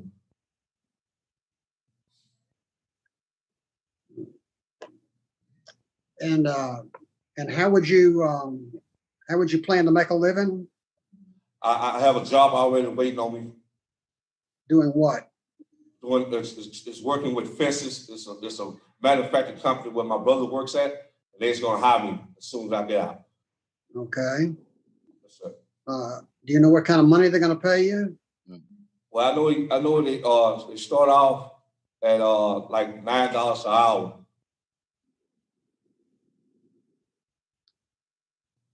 All right. Yes, sir. That's all I have. Warren, you have any comments? Yes, sir. What he's told you is correct so far. He has been in lots of programs here, mostly through the religious side of our programs. He was removed from GED because of lack of progress. And unfortunately, that's just, everyone's not the same, you know. He's only had 3 write-ups in 10 years that he's been here. And those 3 write-ups, the last one was in 14. He had 1 in 10, 1 in 12, and 1 in 14. And they weren't a whole lot to him. In that aspect, I wish I had 1,800 more like him. The only thing I was looking at his employment plan. I'm not sure how that would work. He wants to live in Louisiana but work in Texas. So I'm not sure how that would work. It's not gonna work, bruh. That's not gonna work. All right. Thank you, sir. All right. Luscombe, I think, is 20 miles from Shreveport. It's not far. It's not for like, yes, sir. Isn't Shreveport in Texas? Practically. No, Shreveport aspires to be in Texas. But it's common to live in Shreveport and work in Texas. This end of the state. It's 14 miles from Shreveport. Okay. Right. Yeah, stay on mute. Thank you. Mr. Ricky, would you like to make a statement now? It's just, would you like to go ahead and make a statement? Yes, sir. I'm speaking on the behalf of my family. This is sister that he always argue with. This is my mom in the back right here, and this is my soon-to-be wife. On the behalf of Nichols, I want to just let you know that we got a plan for him. We got a plan to keep him out. out of the system. My plan is for him. I got a mobile car wash. I own a mobile car wash also. I'm finna own a mobile car wash that he worked for me before, and he got off track a little. But I work for AZZ in Washington, Texas, and the salary gonna be $12.50 an hour. I talked to the my boss man yesterday about whenever he get released, and we were gonna make sure he come down and get him hired on. So it's $12.50 an hour. It ain't $9. I'm gonna make sure that he gets into some kind of class working for me. I want to get him back and get his GED. I want to be able to get his driving license. I want to be able to keep him straight because the company that I'm finna run is going oversee like 5 or 6 men, and he have to be over the men like he was before he went to got in this trouble. Mans. 5 or 6 mens. Mans. Let's hear that one more time. That I'm finna run is going oversee like 5 or 6 men, and he have to be over the men like he was before he went to got in this trouble. Interesting.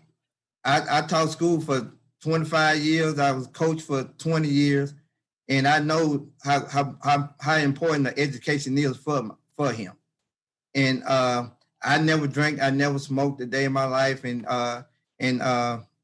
he just took the wrong turn. And I know that I know this time what I can do to make it different and make it different in his life by teaching him the right way or showing him the right way by getting in some kind of substance abuse class that we have in Shreveport. We got a bunch of them, and then also make sure he go to work every day, and he gonna do that.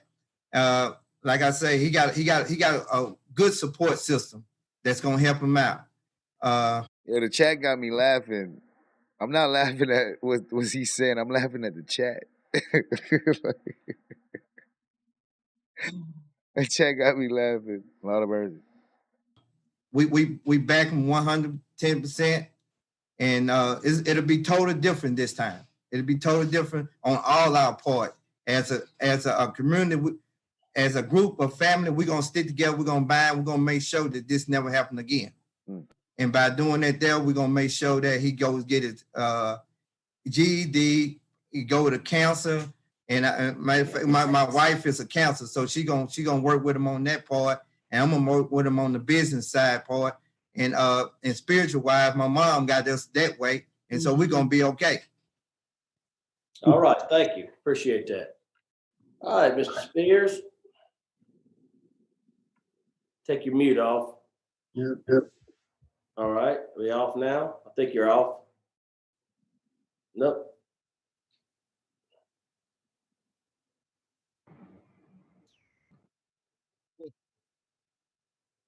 How about now? That's it. Okay. I need a 12-year-old to come in here and work it for me. That's a fact. Thank you all for having me this morning. I've been representing Mr. Nichols for a little while, and I just wanted to make a few notes. I'm sorry, that just sounded so weird, but let's continue. Telling you guys anything that you don't already know when I say that the direction of the law for nonviolent offenders is rehabilitation where possible. I would say that if he's not rehabilitated, who is? I've got a giant stack of the copies of all the certificates that he's gotten. As the warden said, he's really gotten in no significant trouble the time he's there. But I'll tell you my personal experience. I've been a criminal defense lawyer for 25 years. He's the first person I've ever gone to see in prison that wants to start our legal meeting with a prayer. And I find him to be very earnest in doing so. I also want to say that I find him intelligent. Whatever problems he's had with his GED, my best guess is that he has some kind of reading problem that keeps him from moving forward, as opposed to being slow. I don't find him slow at all. Okay, so I think there was a question of whether or not he's slow or not, but he seems like an intelligent man. I'm thinking he probably has some reading issues as well. Probably is not so profound in the academia department. Um, you know about the family, you've seen the family. Also, I have in my file a letter of recommendation from Senior Chaplain Renee Carmouche, who had wonderful things to say about him and in his ministry in the jail, first as a deacon and then as a minister. Apparently, he's made an impact in there. I know that the other inmates around him call him pastor. And I kind of picked that up and I call him Pastor Nichols as well. But having listened to all this and having spoken to him in the past, I would simply say that whoever he was when he went into the jail, into the prison, he's no longer that person. And I would urge you to really consider paroling him. I think he's about as rehabilitated at this point as anybody could have been. All right, thank you, sir. Yes, sir. All right, Mr. Nichols, you'd like to make a statement on your behalf? Just like to make a statement that I'm going to do as what everybody has said I'm going to do. I'm going to be obedient to the law out there in the land just like I am in here. All right, great. Short and sweet. Is Pam prepared to vote? Yes. Yes. Ms. All right, the panel's prepared to vote. Put the poll in the chat. Get the timer started. It's the last one. This is the last one for today. This is our last one for today. Get your votes in. Get your votes in. What do you think about this one? 40 years for drug use and stuff like that and drug dealing. That's a lot, man. That's heavy. Heavy, heavy, heavy. You know, maybe the 40 years can be used as a deterrent. I guess if he gets out, then he'll be on probation or parole for like the next 30 years or something like that. Is that how that works? I don't know.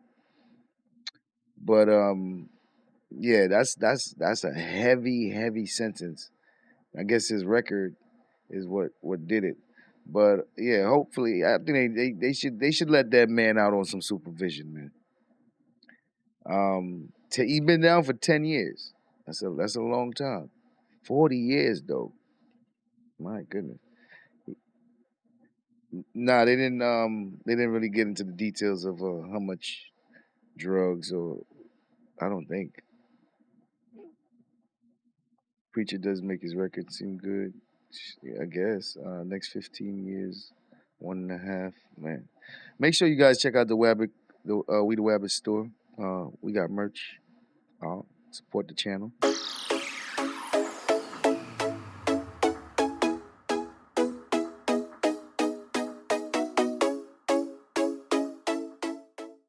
Yeah. Yeah, we almost there. We almost at the finish line today. You think this is a tough one? I think this one is. I think they're gonna let him out. At first, once I heard that he only did 10 years on a 40-year sentence, I'm like, nah, you ain't going nowhere. But you know, being that it's not violent, all right. Time is up. Time is up. Time is up. Time is up. We're gonna end that poll. All right, we got 16 votes. Man, we got a split. We got a draw, y'all. We got a draw. Wow. This one right here is down the middle. 16 votes, 50-50. 50% says yes and 50% says no. The audience is undecided. The audience is undecided right now. Wow. Okay. All right, y'all. Well, the judge is going to be the deal breaker, the tiebreaker. The judges will be the tiebreaker. This is our last one. I want to thank everybody for coming out. I appreciate you, the interaction and the support. Yeah. For a while. Mr. Nichols, I believe you. I believe you're ready to do the law of the land as you just stated. And I do want to commend you on the good works. My vote is to grant your parole. But I would like for you to do 9 months in a transitional work program prior to your release. And I'm going to note in the file that if after a reasonable time you cannot get into transitional work, that you be paroled. And it's because of your good programs, your positive family support, but also I didn't mention that you do have all law enforcement opposition, so that is concerning. And the judge gave you a 40-year sentence for a reason. 40. He really did. So once you finish the transitional work program, I'd like for you to do community service at least 4 hours a month in whatever way you find appropriate with all the skills that you have. But stay engaged in the community. Good luck to you, sir. That is my vote. All right, that's one out of Mr. T. three. Jones? Mr. Nichols, I agree with Mrs. Wise. I think you would benefit from the transitional work program, give you sounds good. A little experience on the outside, and you put a little money in the bank in the meantime. I'm more concerned about your sobriety, and you said whatever programs are on the outside. Program that we much prefer is Alcoholics Anonymous. AA, NA. Many meetings in Shreveport. Yes, sir. And before that, unfortunately, there are no meetings now because of COVID-19. So you attend meetings on Zoom just the way we're doing this today. Yes, and sir. there are even more available because you can go to a meeting anywhere, any time of day or night. They only last about an hour. Yes, sir. And you will benefit from them. So I want to see you do while you're doing it by Zoom. I want you to do at least 5 a week. It's only an hour, as I said. After they're available and you can go places 3 times a week. Sir. You will, as I say, you'll benefit from it. You can get a sponsor, someone to help you in the program. You get to follow the 12 steps, which you're experienced with. I know from your record that you know about the 12 steps and know that they can help you live a good, honest life. So good luck to you, Mr. Nichols. Sir, thank you. Mr. Nichols, you have 2 votes to grant the transitional work program. Also, I'm going to vote to grant you to the transitional work program because of the work you've done, the time you put into good programs. It'll give you some time again to make some money, kind of get your feet underneath you, get things going, and give you guys time to figure out the Texas Shreveport thing, how that'll work out. Your stipulations will be curfew 9 p to 6 a. NAAA 5 times a week by Zoom, and then when it's available 3 times a week to go somewhere for the NAAA. Community service 4 hours per month, and you want you to maintain full-time employment. Do you understand the stipulations? Lord of mercy. Yes, sir. 3 votes to grant you. Parole's been granted. Good luck to you. Thank you Good guys luck for to being you, part of the man. process. Mr. Kelly, Good luck Yes, to you, yes, sir. yes, sir. You got the Ms. golden Wise ticket. indicated that she was gonna stipulate if he wasn't able to go in a reasonable amount of time. Is that for all of y'all, or is it? Yeah. Well, let's go ahead and figure out a reasonable amount of time right now. What does it look like on y'all's end? Obviously, we want to try to do 9 months. How are things moving? I know they're not moving very well. What's your advice there, Ward? Well, that was the reason I was asking, because they're not moving with the COVID. I mean, and it looks like things are upticking. So, well, it's my understanding, of course, they're talking to DOC that they are taking some guys in a work release. Maybe not where you are. I guess we need to, give them a few months to try to see if we can get something moving. I would suspect. I mean, it's 3 months enough, Ms. Wise, Mr. Yes, Jones? sir. That sounds good. That sounds. So maybe in the next 3 months, see if we can get him going. Warden, what do you say to that, Warden? no, I think that's good, but I know it's going to come up. He's going to be asking, and that's why I want to go ahead and get it over with now. We was asking the warden, what did he think is a feasible amount of time? He said that was him okay. talking. Oh, okay. I'm sorry. Yeah, so we'll do that. Yeah, we'll stick with 3 months to try to get it done, and then if not, he'll shoot back to us, and we'll make a move from there. That'll work. Thank you so much. Thank you. All right. Have a good day. So what? I guess that means he's gonna be getting out in 3 months. While he does the process, I guess. Man, sitting there waiting to go home. Sitting there waiting to go home. Yeah. Well, this was a very successful live stream. Thank you guys. I appreciate everybody. Make sure you guys check out the web store.